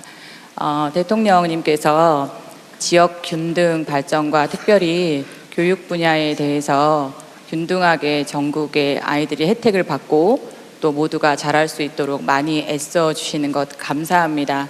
저는 문화체육 분야 우리 K컬처 분야에 대해서 말씀을 드리고 싶습니다. 요까지 얘기하는데 지금 30초 훨씬 들어갔어요. 네. 네. 최근에 한예종을 광주로 옮긴다라는 이슈가 있어가지고요. 한예종에 있는 재학생들과 교수님들이 굉장히 반발을 하고 힘든 상황이 되는 그런 해프닝이 있었습니다. 그것은 어떤 내용을 반증하냐면 지역에서는 문화예술인들이 살아가기가 힘들다, 인프라가 없다라는 것을 보여주고 있는데요. 저희 아이는 국악을 전공하고 있고요. 진도에 있는 국악고등학교를 다니고 있습니다. 그런데 최근에 강사가 없어서요. 5월, 6월, 7월 3개월 동안 수업 결손이 있는 상황에 있었습니다. 지역 균등을 이루기 위해서는 모두가 다 수능에 1등을 할 수 없고 같은 조건으로 지역에서는 사실은 불가능합니다. 그래서 지역이 잘하는 것을 더 잘할 수 있도록 좀 도와주셔야 되는데요. 우리 전남 예향 전남이 방금 그 문화예술 쪽에서 말씀을 하실 때 문화예술이 굉장히 컨트롤이 안 되는 영역이잖아요. 어디에서 어떠한 특별한 예술인이 어떻게 히트를 칠지는 모르는 것입니다. 그럼에도 불구하고 대한민국이 끝까지 포기할 수 없는 것은 한국적인 음악, 국악의 전수가 변함없이 열심히 이루어져야 되고 또 그것들이 또 세계로 뻗어나가서 K컬처를 자랑스러운 우리 문화를 증명해야 되는데 그 본 고장의 아이들이 그것을 전수받을 교사들이 없고요. 그리고 지역의 이러한 특수한 문화예술조차도 국악 영재들이 조기에 다 서울로 전통 국악고 한예종 이 코스를 가기 위해서 이미 어린 나이에 다 유학을 와버립니다. 그래서 지역의 인프라는 갈수록 더 힘들어지고 있습니다. 더 그래서 요약을 해주면 좋겠는데. 네, 네, 그런 부분들을 축약을 해서, 네. 네, 신경 써주십시오. 감사합니다. 나 끝났어요? 갑자기 미안하잖아요. 예. 한 분 더. 네, 한 번만 더 합시다. 예, 손 예, 뒤에 그 머리 단장하고 안경 쓰신 분, 남자분 뒷줄에. 예. 더 짧게. 네, 알겠습니다. 안녕하십니까. 국가교육위원회 참여위원으로 활동 중인 20대 대학생 박세훈이라고 합니다. 저는 짧게 말하자면 우리나라의 올바른 교육의 방향성으로 대한민국의 교육을 이끌어 나가 주시면 좋겠습니다. 저는 지금의 교육이 오로지 사교육에 좀 더 치중되어 있는 느낌을 많이 받는 것 같습니다. 그 다음에 고등학교 5등급제는 뭔가 부추기는 현상을 만들어내고 있는 것 같습니다. 고교학점제, 수능 절대평가, 서술형, 논술형 취지는 다 좋은 것 같습니다만 뭔가 우리의 그 입시적으로 봤을 땐 사교육을 좀 더 조장하고 있는 교육의 방향으로 흘러가는 것 같습니다. 그래서 대통령님께서 좀 더 올바른 교육의 방향성으로 대한민국 교육을 이끌어 나가 주시면 좋겠습니다. 감사합니다. 요 앞에 그 고등학생이세요? 흰옷? 네, 우리 학생 얘기 한번 들어볼까요? 마지막으로. 안녕하십니까. 저는 전북 전주시 전라고등학교에 재학 중인 전북학생의회 의장 이강준이라고 합니다. 저는 전북을 대표하여 이 자리에 오게 되었는데요. 저는 이 학생 자치를 시작하게 된 계기가 학생 인권, 학생 생활 관련한 문제 때문이었습니다. 저는 이 학교 폭력과 같은 이런 학생들의 생활을 방해하는 그런 요소들을 없애기 위해 학생 자치를 시작하였는데요. 저는 학생의회에 들어가서 학교 폭력을 없앨 수 있는 가이드북을 만들자는 제안을 하였습니다. 학교 폭력에 대한 정보를 학생들이 더 잘 알고 더 잘 대처할 수 있도록 하는 방안이었죠. 그런데 그거에 대한 그 자료집이 이미 있다는 그 소식을 제가 듣고 그거에 대한 조사를 했는데 이제 그런 자료의 존재를 잘 아는 사람이 별로 없었습니다. 학교 교사분들이나 혹은 117 같은 전문 상담사들도 그런 학교 폭력의 대처 방안에 대한 그런 자료에 대한 사실을 잘 몰랐습니다. 저는 단순히 자료에서 끝나는 것이 아니라 학교 폭력 그리고 학생 생활 이런 분야에 대한 지원과 그리고 학생들이 관심을 갖고 더 이런 분야에 대해서 관심을 가지고 더 발전할 수 있도록 하는 기반이 필요하다고 생각을 합니다. 학교 폭력이 나쁘다는 건 모두가 알고 있고 또 교육에 있어서 학생 인권은 굉장히 중요한 부분이지 않습니까? 저는 어떠한 방안이든 좋으니 학생 인권을 존중하는 요즘 교권이 문제지만 또 미시적으로 봤을 때 학생들 안에서도 피해 학생, 가해 학생이 있는데 피해 학생도 요즘 피해를 많이 받고 계신 저희 소중한 교사분들처럼 많은 보호를 받아야 한다고 생각을 합니다. 제가 구체적인 방안을 생각하기는 아직 고등학생이라 좀 힘들다고 생각을 하지만 네, 알겠습니다. 여러분과 같이 생각을 해서 더 발전시키고자 합니다. 감사합니다. 그 우리 온라인으로 참여한 국민들 의견도 있죠. 네.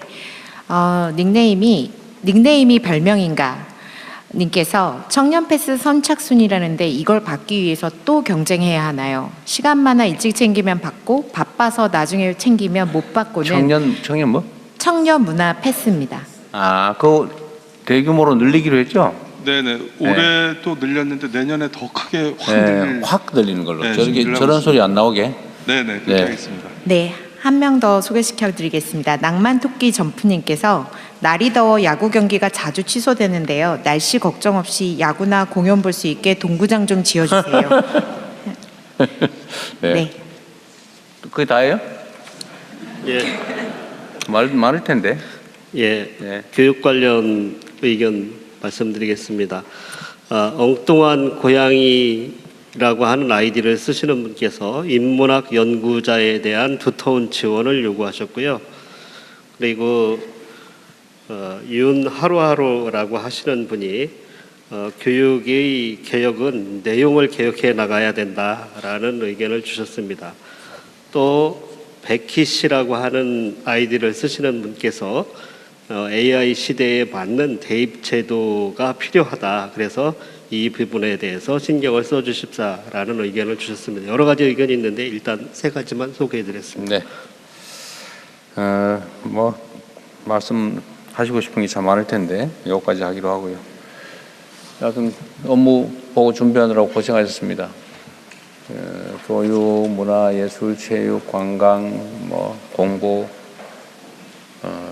이 영역이 워낙 다양해서 업무가 많죠. 그럴수록 이제 손발을 좀 많이 써야 되니까 바쁘실 텐데 그럼에도 불구하고 소외되는 곳 없게 잘 챙겨주시기 바랍니다. 교육 분야는 참 정답을 내기 어려운 영역이죠. 그래도 뭐 최대한 정답에 가까운 답을 한번 잘 찾아보시기 바랍니다. 예, 그렇게 노력하겠습니다. 네, 수고하셨습니다.